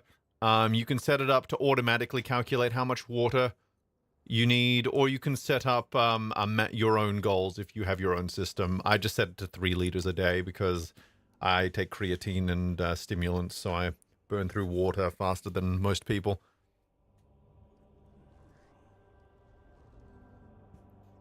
But yeah, It's really helping me stay consistent with my water consumption. And I'm feeling a lot better. I think I have been pretty chronically dehydrated the last forever. So it's been good to have like a gadget. And this is what I love about you know, we can I will take jabs at technology when it's not being fun, but let's be real, it can still be extremely helpful, and I love bits of technology that legitimately help me with tasks that I struggle with. And this is just a singular example with that. If it's so smart, why does it need so much help? Well, you know, smart isn't perfect.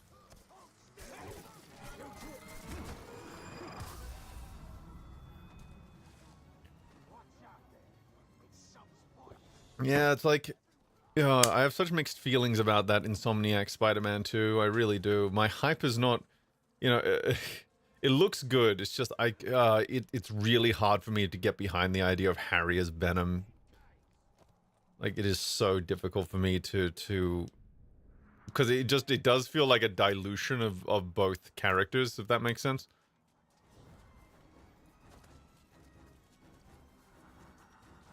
Like this is not I don't think this isn't a writing based critic. This is very much a biased adaptational niggle I have, where they where they combine two things that have their own very distinct histories. But yeah, let's down a liter right now. Well, I still have goals to catch up with, so I'm going to at least try and get up to my goal. Okay, detect. There you go. Good boy. You're going to get a nice polish later. There we go. I'm at least up to my goal.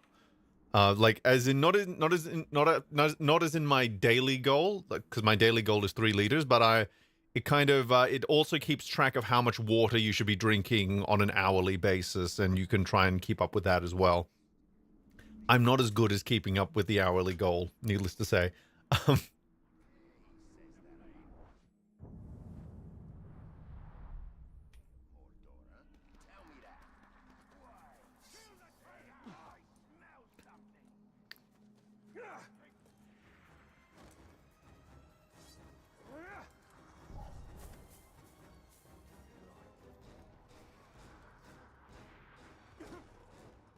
Let's go to Bork the Amputator.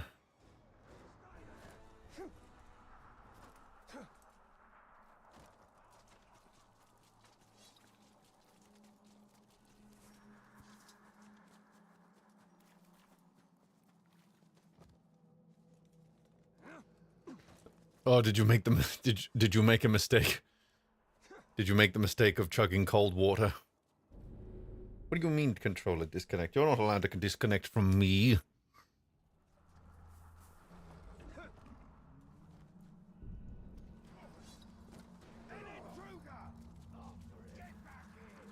But yeah, my body burns through water like nothing else.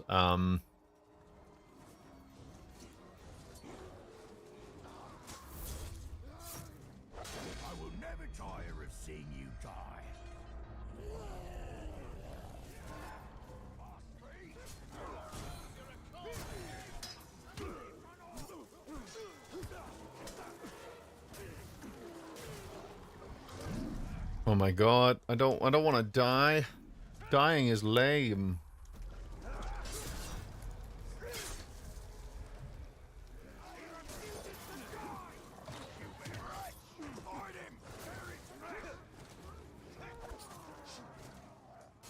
Yeah, with everything I put into my body, I need like 3 to 4 liters a day. Also, fucking Jumbles, can you tell your government to fucking switch over to the metric system? We're not in the Middle Ages anymore. I'm sick of having to do these fucking calculations whenever I buy something that isn't that originates in the US.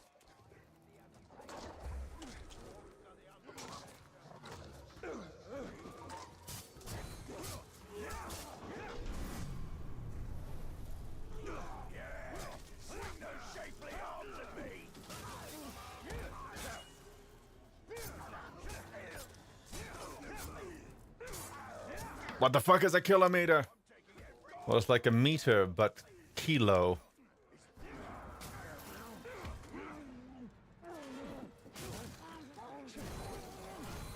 You know, they got kilometers, but they don't have megameters or gigameters. I think that's bullshit. I think we need to further refine our systems. Try that again, Uruk. You are mine. Serve me. I shall serve as your chosen.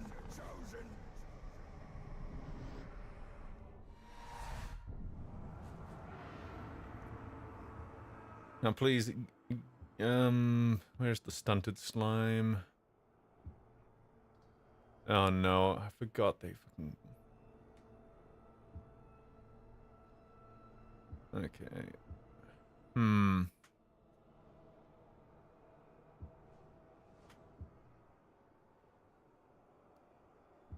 Where's like a low-level guy you can kill?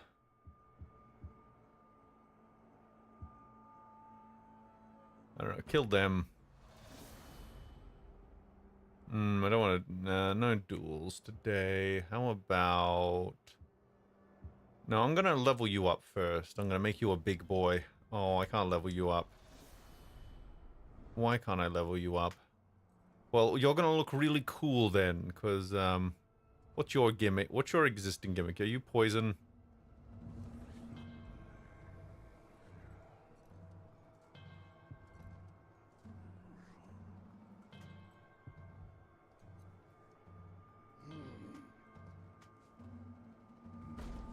You're gonna be a legendary legend. I'm gonna make you a legend.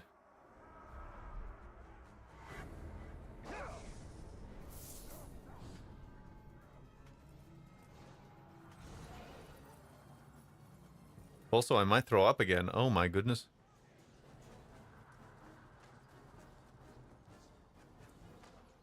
Well, I can't help if we switched over to a more consistent, sensical system.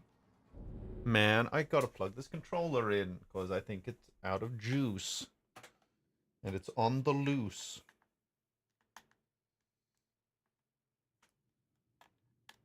There we go.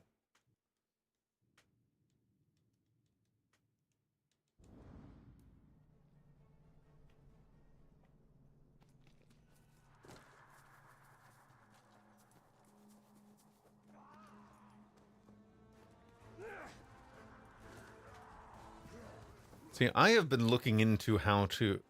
other ways to maximize my water output. Apparently, it's good to have water with a high pH level. That's something that's good, and lots of minerals in it. Apparently, water with a lot of hydrogen in it. Hydrogen-enriched water is apparently good. You can get tablets to enrich your water that way. Just like, you know, you're just maximizing... you know, these little things can add up, you know.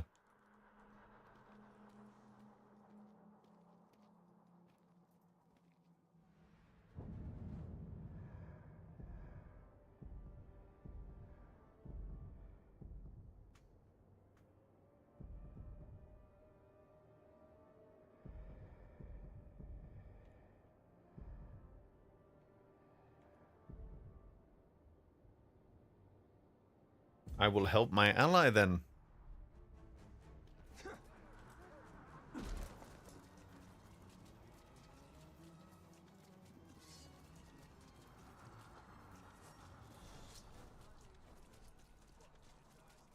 Tie your mother down, tie your mother down. Dun, dun, dun, dun, dun, dun. Tell you what, meme, you guys stop with the weird English like calling fries chips, and we'll consider moving to the metric. You know what? I'm all for calling fries fries because it distinguishes them from the humble potato chip. So I'm all for that. I already call them fries. Anyway, you know, I think distinction between those two things are good. We even have a brand of potato chip that's shaped like fries that are called French fries. So, you know, I think we're doing our part in, you know, You know, calling them fries. I don't know why they're called French fries though. They weren't invented in France, but you know.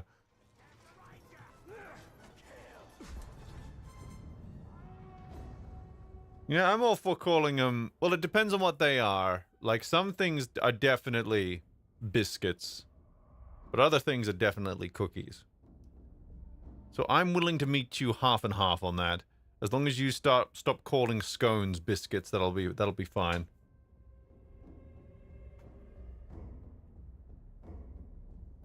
Did I miss the Oppenheimer discussion? We did go through Oppenheimer, yeah. I agree with that. I agree.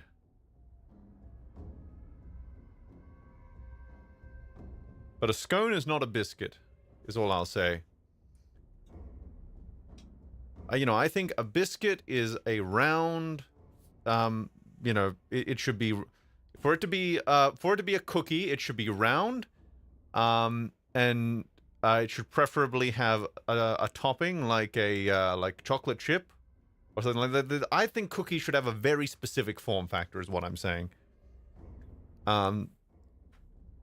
And biscuits should be like those hard, crunchy, square-shaped pastries. I think we need a universal standard that I will define because I am the arbiter of all things. Keep an eye on these supplies. If they fall into enemy hands, I'll take it out of your hides. Literally. Now we'll see who's soft. We'll find out who's supple. We'll separate who's soft. Oh, I remember you.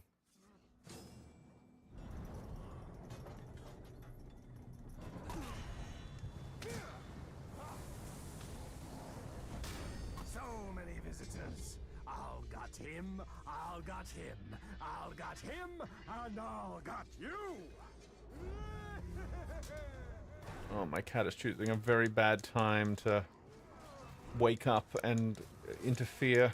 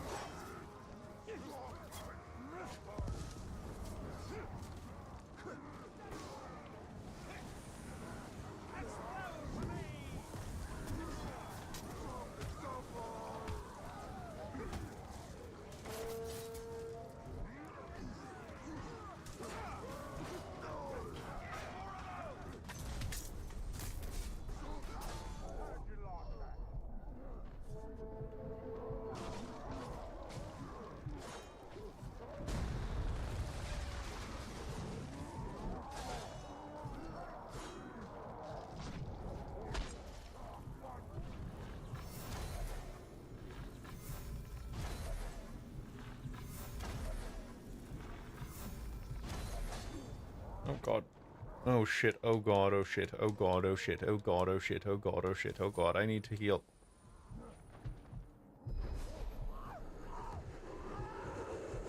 Thank you, sir.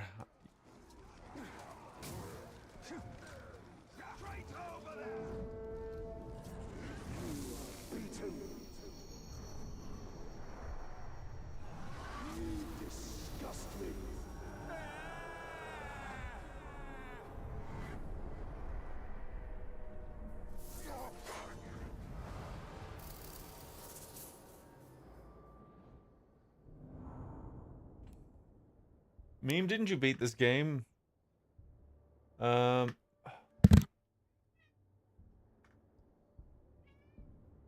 you got a dingleberry on your ass. Lick it, please. I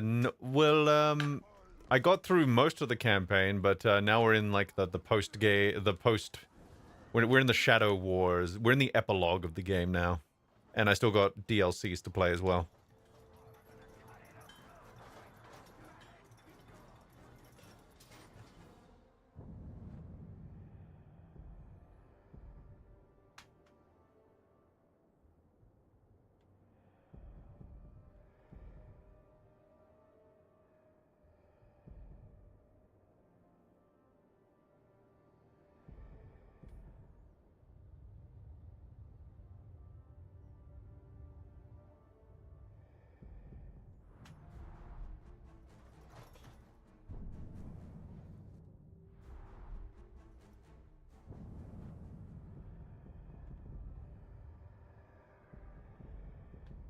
Let's see.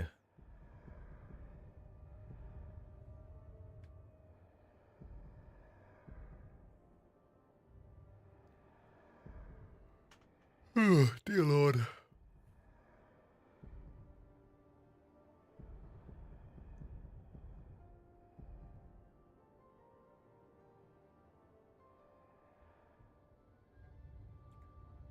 Meme, how will you feel when the cat comes up and to when the cat comes up to like you personally again, knowing where its tongue has been? Well, I know exactly where that tongue has been, so it's not been a problem up until this point.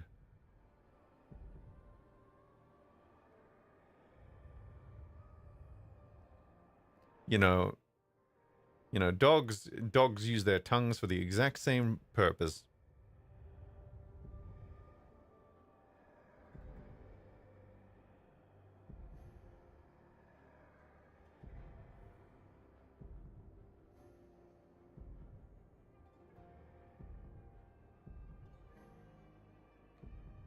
Are you excited for Blue Beetle meme? I have like no feelings towards that movie whatsoever.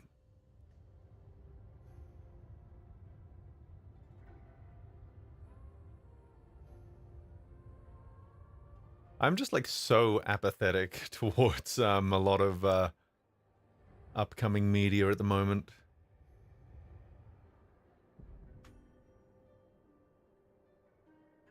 Not feeling anything for the Latinx. Shaking my head. I know, right? I am such a bigot.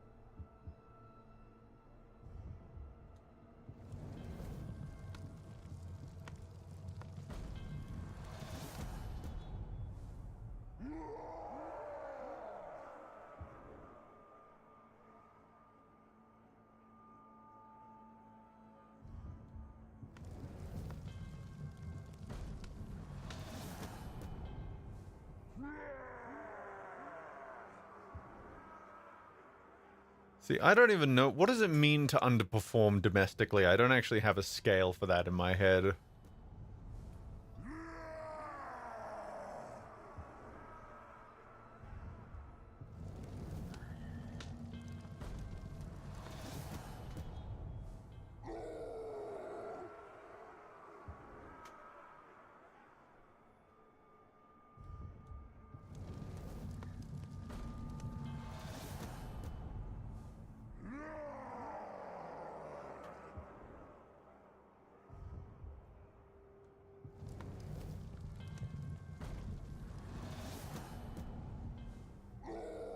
Secret Invasion finale today. Yeah, I've totally been watching that show. Shifty Eyes.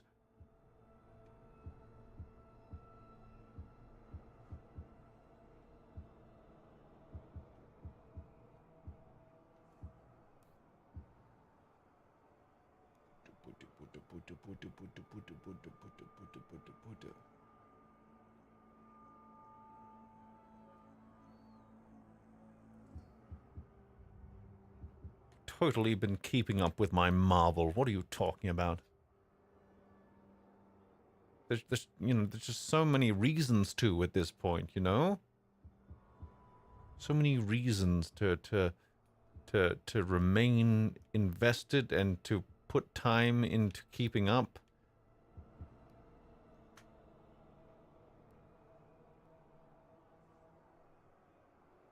Whenever someone starts praying for the Chinese to save them, and that is when they fail domestically. Well, you know, that's a good broad rule of thumb. Bolg the serpent. Oh yeah, he went insane.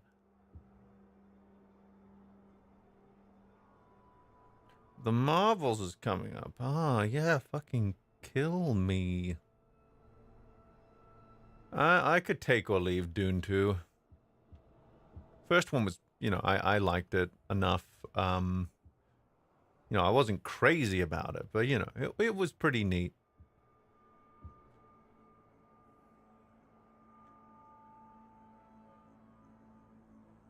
Thoughts on Deadpool 3? I heard it's going to be R-rated, unless they change it in the post production. Like they've been saying that the entire time. You know, there's no real reason to not do it. Deadpool 3, I don't know how that one's going to turn out. I hope it's one of the good ones, but you know how it be sometimes when you're in a sludge pipe. You know, it's hard to not get sludge on you.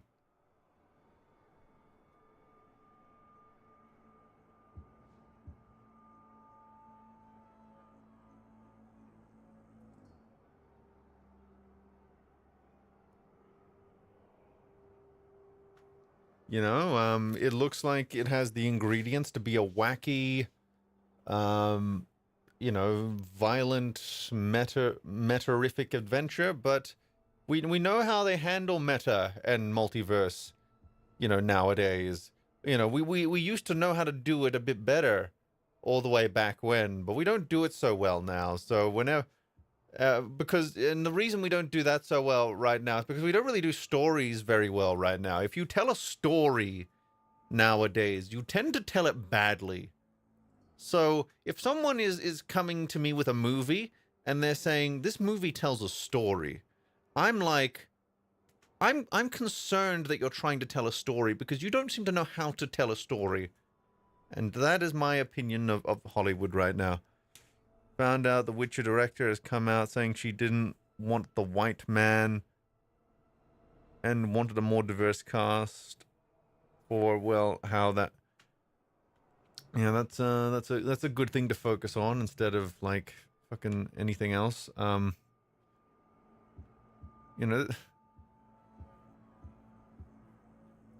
know, focusing on the color of people's skin is like this very major priority. Look, I don't want to get into that. I think that's a very complex conversation. I think it's a very individual thing. I think there's a lot of things to break down with it. I don't want to be reductive. But if we think about it, I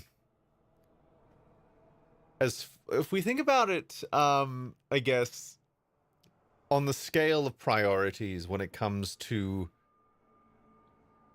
what is important when making a film, when telling a story, making sure that everything goes correctly, and the things you should prioritize, and the order you should prioritize things in. You know, the color of people's skin. You know, it's very difficult for me to not think it's kind of like sacrificing the color, not the quality of your story by focusing on whether or not people are wearing scarves or not, or whether or not what the color of people's clothes are. Which is to say, you know, it's not that the color of the clothes aren't important. It's not that, you know, more superficial details aren't necessarily things that shouldn't get some kind of attention. But when that starts to rank higher than the quality of your scripts and, you know, it becomes the main selling point, something has gone wrong. Something's gone wrong. Primary rumors about Wander 838 reshape that reality into House of M. Or yeah, look, I'm hearing rumors. I've heard all kinds of rumors, and it's kind of like it's the kind of thing where it's like, okay, let's just say if you just got rid of all the people who are working on Marvel right now, and you just got a whole bunch of new people who are much more competent, and they decided to do that story, you might be able to do something cool with it. Do I trust the people at Marvel currently to do it right? Do I trust because I don't even know if it's at this point I'm hesitant to even point individual fingers, because I think what we're probably seeing is just the inevitable consequence of the Hollywood system and its bloated bureaucracy and its because there's a reason the writers are on strike, there's a reason the actors are on strike, there's a the VFX people would probably be on strike too if they were unionized, but they're not. There's a reason that all of that is happening, and that's because everyone's being mistreated. It's not an environment where people don't even know where the next meal is going to come from half the time. So of course they're going to be struggling to put together decent stories. I wouldn't be surprised if there's a mentality of we need to get these scripts in as fast as possible so we can get our paychecks so we can actually pay the rent this month. I think that's something to think about when it comes to this sort of thing. And again, it's why I don't have a lot of confidence in a lot of the stuff coming out, because Hollywood isn't an environment for good stories at the moment. Because writers are not only undervalued, they're being mistreated, they're being underpaid, they're being put into a position completely where they can't grow as artists, as people, and it's showing in the work.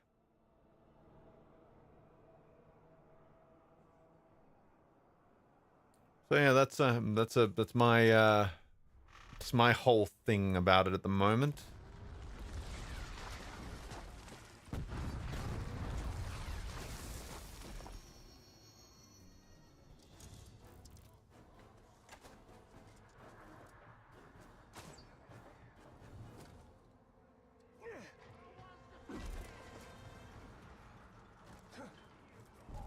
Holy fucking shit, shut the fuck up, everyone. There's gonna be a new Metalocalypse. There's gonna be a new Metalocalypse movie. Oh, yeah. What is Metalocalypse?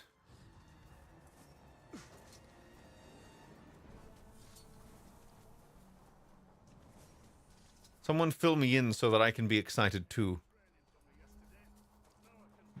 A death clock. Death clock. Woo, woo, woo, whoop, whoop. There we go. Am I excited enough now? Is that the appropriate level of excited for this thing that I've only just heard of?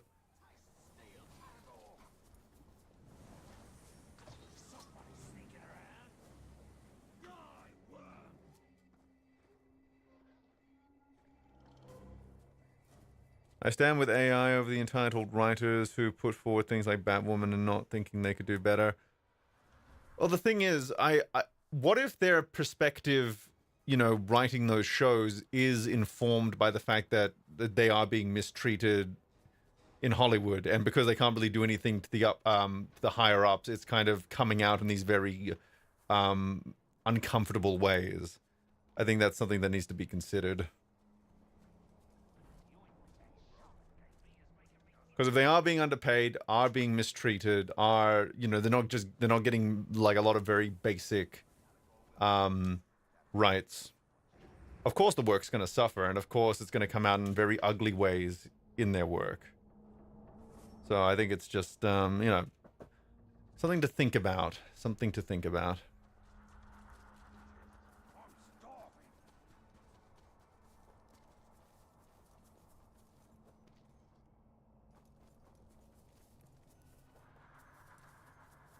Because when you are in that position, it is very easy to project, what your issues are and try to, use the scripts as an outlet for that. And then it becomes this very unrefined sort of thing. So I'm thinking if the writer's strike is successful, it might set up, like, I'm not saying it's a guarantee, it's going to be an overnight fix, but I'm saying it might set up, it might actually allow these fucking people to grow as people, and we might actually get some fucking good scripts again.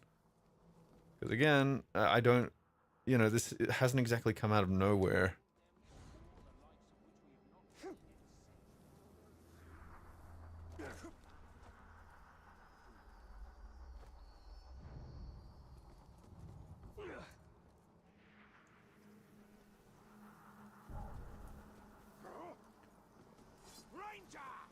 Also, I have got a proposition for you guys that you guys might like.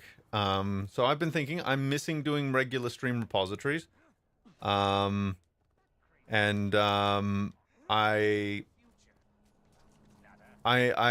still the Kevin Conroy stream is still almost done. I just need to actually get back to it, but I don't really have time to get back to it at the moment. But I would have time to do more stream repositories. So I'm thinking I might change the title of that one slightly from Stream Repository number 6 to Stream Repository Presents to make it clear that that's a special.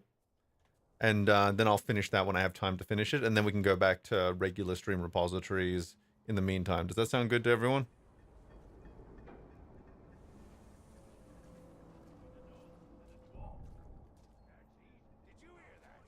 I thought you were going to ask for a hand in marriage.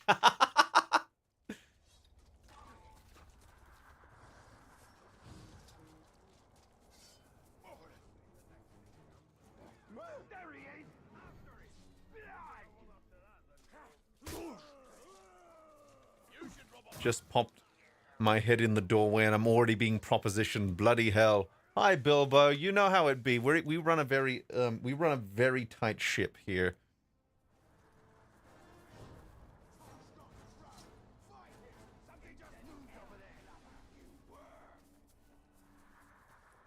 But yeah, because like that writer's strike thing, I think it's actually quite interesting because there are just so many things I want to talk about that I'm not having the opportunity to talk about because it was I think it was a look, I have complicated feelings on it because I don't know if it was a mistake or not to commit to that being a dedicated episode of the stream repository. I know why I did it. I did it so that I would force myself to actually do it and do it well.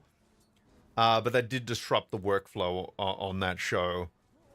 So I kind of just want to, I just want to, get things moving again.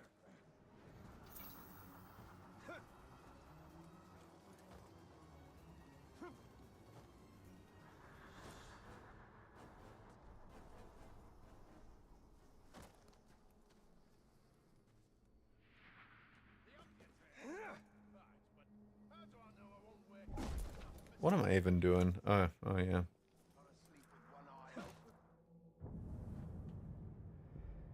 So yeah, I don't know when I'm going to do that. I just wanted to like, I wanted to, get your, I wanted to get your perspectives on that because I've kind of been feeling a bit voiceless lately. I've kind of felt like I don't really have an outlet at the moment outside of occasionally talking about stuff on casual streams. So it's like, yeah, I do want to get back to it. I don't want it to be like I want it to be like more in, I think I just want it to be in batches. So we do like 3, maybe we do a month of stream repositories and then maybe if I don't have much to say or I'm feeling burned out, I can just take a little bit of time off. I want to figure out what the right balance between those things are. But yeah, we'll figure that out. I just want to get back into it because I want to talk about things like the writer's strike and the actor's strike. And, I feel like there are a lot of things to talk about. I feel like, I have things to say about that some of you guys might find insightful. I want to talk about some other stuff that no one's really talking that much about, like volumetric video and how I think that's going to be like this revolutionary thing. Because I've been looking into it and I think it might replace cameras eventually. It's not ready yet, but it will. I think it has the potential to replace like cameras as we know them, or at least be this like huge enhancement to what we have. Because you know me, I love technology. I love technology. I love talking about technology. I love talking about, you know, how, you know, about the latest advancements, and I love speculating on what's coming. I love that shit. I love doing that. I love doing that stuff. You know, I grew up with Star Trek. I've been a tech boy since as long as I can remember. I will take back everything I have lost.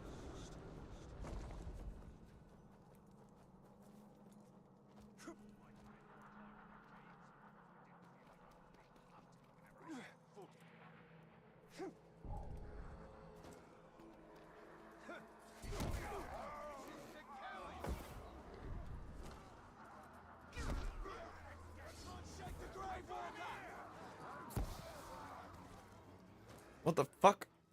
Keep going through it. What is that about?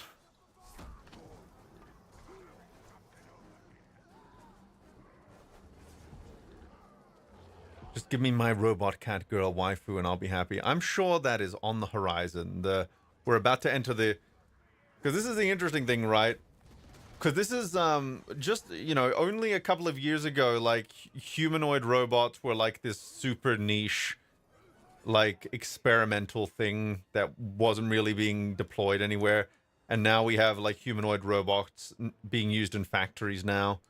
So, and now NASA's testing its humanoid robot. So we're not only entering the age of AI, we're entering the age of the humanoid robot. And, you know, some of them look pretty damn human, I'll tell you that. Yeah, this stuff is interesting. It's really interesting. And I think I also need it because I don't like being doomer about this sort of stuff, but I also don't like being a coomer as well. And I feel like I don't get, you know, there's not, you know, there's, it can sometimes be difficult to find people who are like that enthusiast, but still able to temper their expectations sort of thing.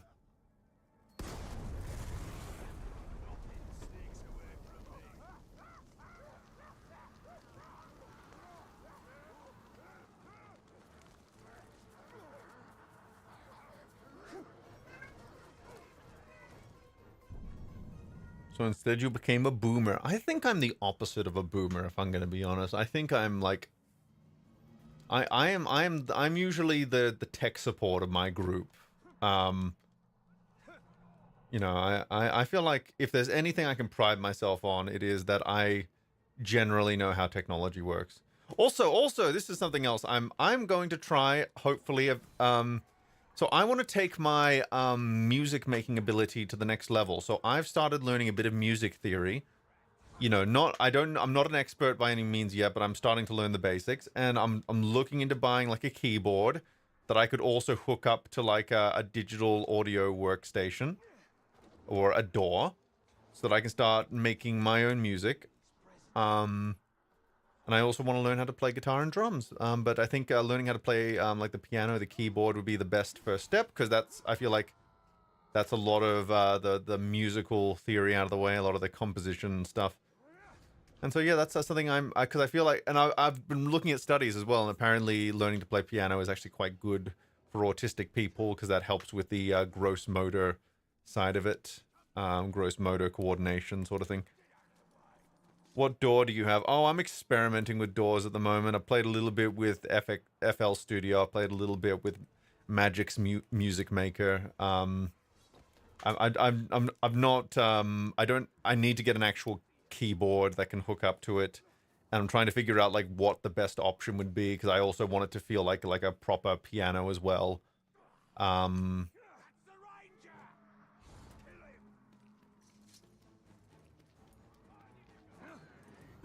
Yeah, that's why I want to learn how to play piano, guitar, and drums, because I feel like those three are like that's good coverage for... I feel like that's good coverage for like musical skill, if that makes sense. So I can already sing, so that's already, you know, something I have, and then I can combine that with, you know, even one of those, which is good, and then each one of those is like a different discipline as far as the coordination required. So and all of them require a degree of music theory, or at least they benefit from knowing music theory. So I feel like this is like something that's gonna all coordinate quite well. You know, I feel like there are, my ability to play a musical instrument and my ability to draw are like two major holes in my creative tool set. So I would like to slowly fill those holes in.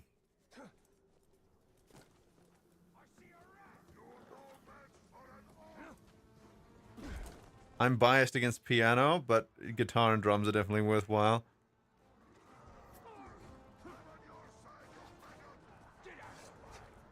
Yeah, that's fair. I think I want piano first because it feels like the most versatile tool, because it feels like if you can play piano, you can, it's, I'm not going to say, look, I'll phrase this carefully, because you can download so many, because with the digital audio workstations and stuff, you can basically hook up any sounds you want to the piano. I feel like I would have the most versatility with musical composition if I learned to play piano first, and then complemented it with the ability to play string instruments and percussive instruments on top of that.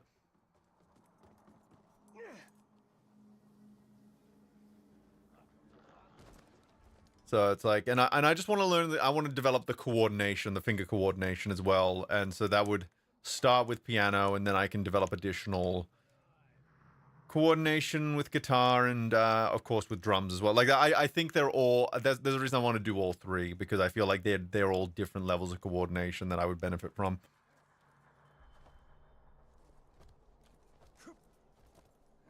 Yeah, I'm going in baby steps. I'm doing my research right now. I'm making sure that I understand things. And I want to make sure that I make the right choice for me, and I make a choice that is practical for me, and all that stuff. But yeah, we're taking steps. We're taking steps right now, and I feel like, because people love Mr. Edge Guy, and I feel like I can do so much better than Mr. Edge Guy if I also knew how to compose my own music. And music is one of my big passion of mine. So I felt a little bit constrained because I can't really make my own. Because I love writing, I love performing, but and I love performing music as well. But I have the ability, I can create my own material for acting, but I can't create my own songs to sing, and it's been very frustrating because of that.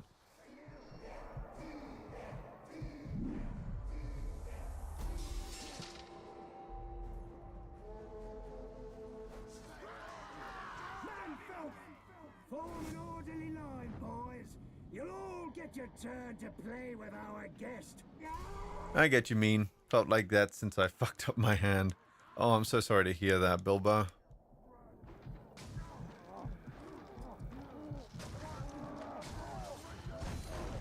Have you been going through physical therapy for it?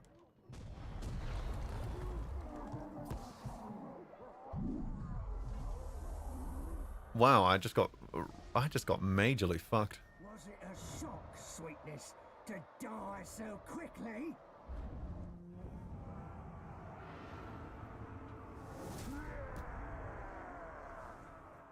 And I also feel like, having the ability to play instruments, it would be a very therapeutic thing for me as well.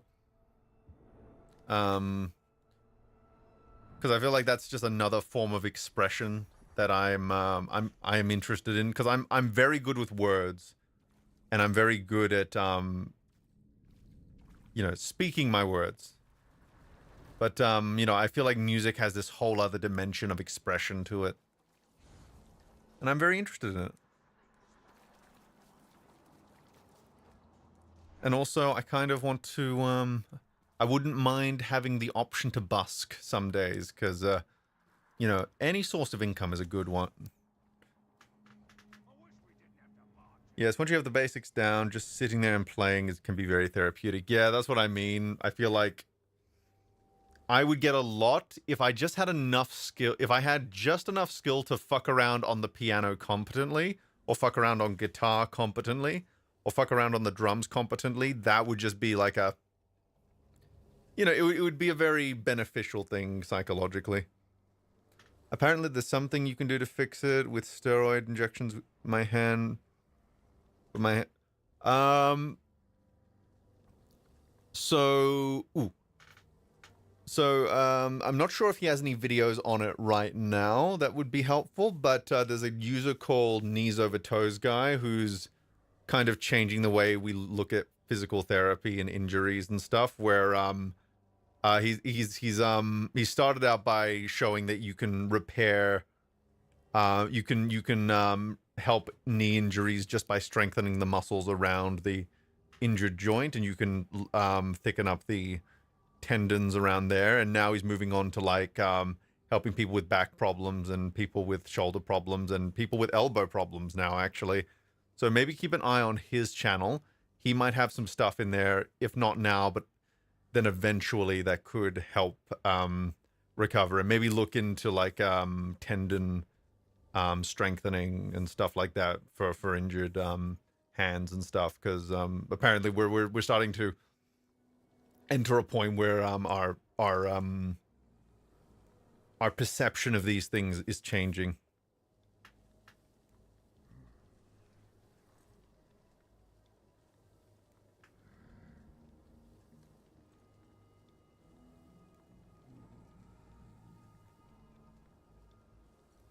Busking your sound hole in public? Yeah, man. You know, I don't expect to make a whole lot of money on it, but, you know, it would be a fun thing and it would get me out of the house, you know, and people might give me money if I do it, you know. Yeah, and there's a lot of good busking places in the city, so it's like, well, why not? I'm looking for, you know, different outlets at the moment for things and stuff. My DBZ Kakarot. My DBZ Kakarot has downloaded, so I'm gonna give that a spin. Fantastic ooble oobles.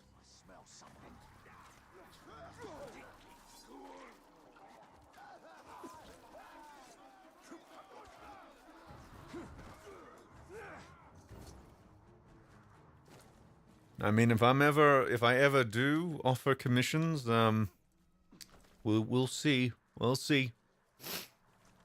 It, legitimately though, it actually wouldn't be a bad idea to add that to like a commissionable skill set anyway. I need income. So that wouldn't be bad.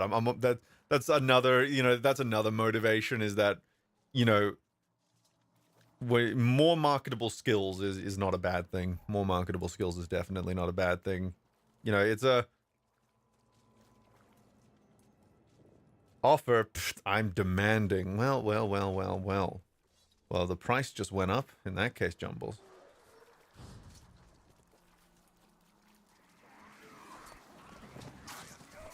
If I see you busking and give you money, does that count as a super chat? In a roundabout way.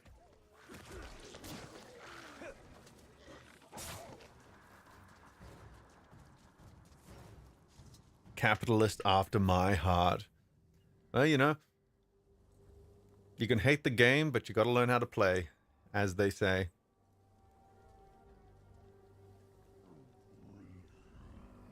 Anyway, I'm gonna look at super chats, and then I'm probably gonna get going myself, because I'm a little bit parched. Obviously my streaming stamina's gone down. And yeah, it's just getting back into the swing. Getting back into the swing.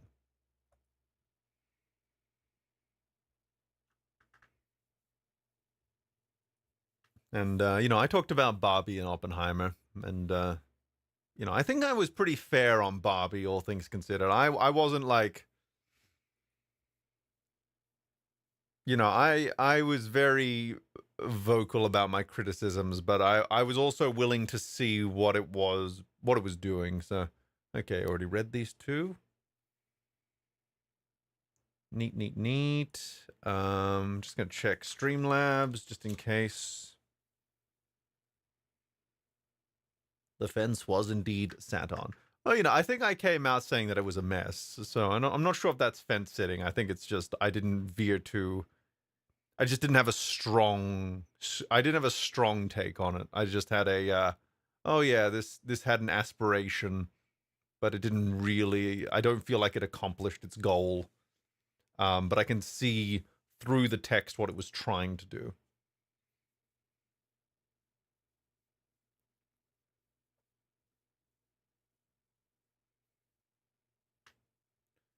Good night, meme. Thanks for putting up with my increasingly unstable questions. Oh, you are all good, Jegason. That is all a good.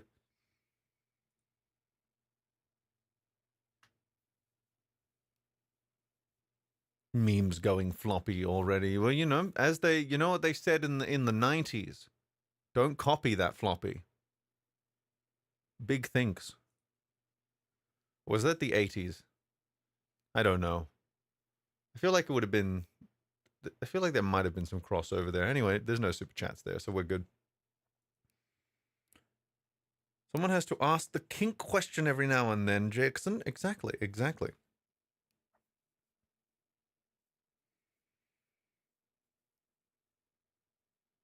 Yeah, so don't copy that floppy.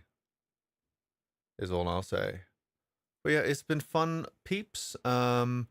Didn't make much progress in the game, but really this stream was about being, in a Barbie, is about being a Barbie girl in a Barbie world. Life in plastic. I'm a spastic. Anyway, I'll catch you guys around.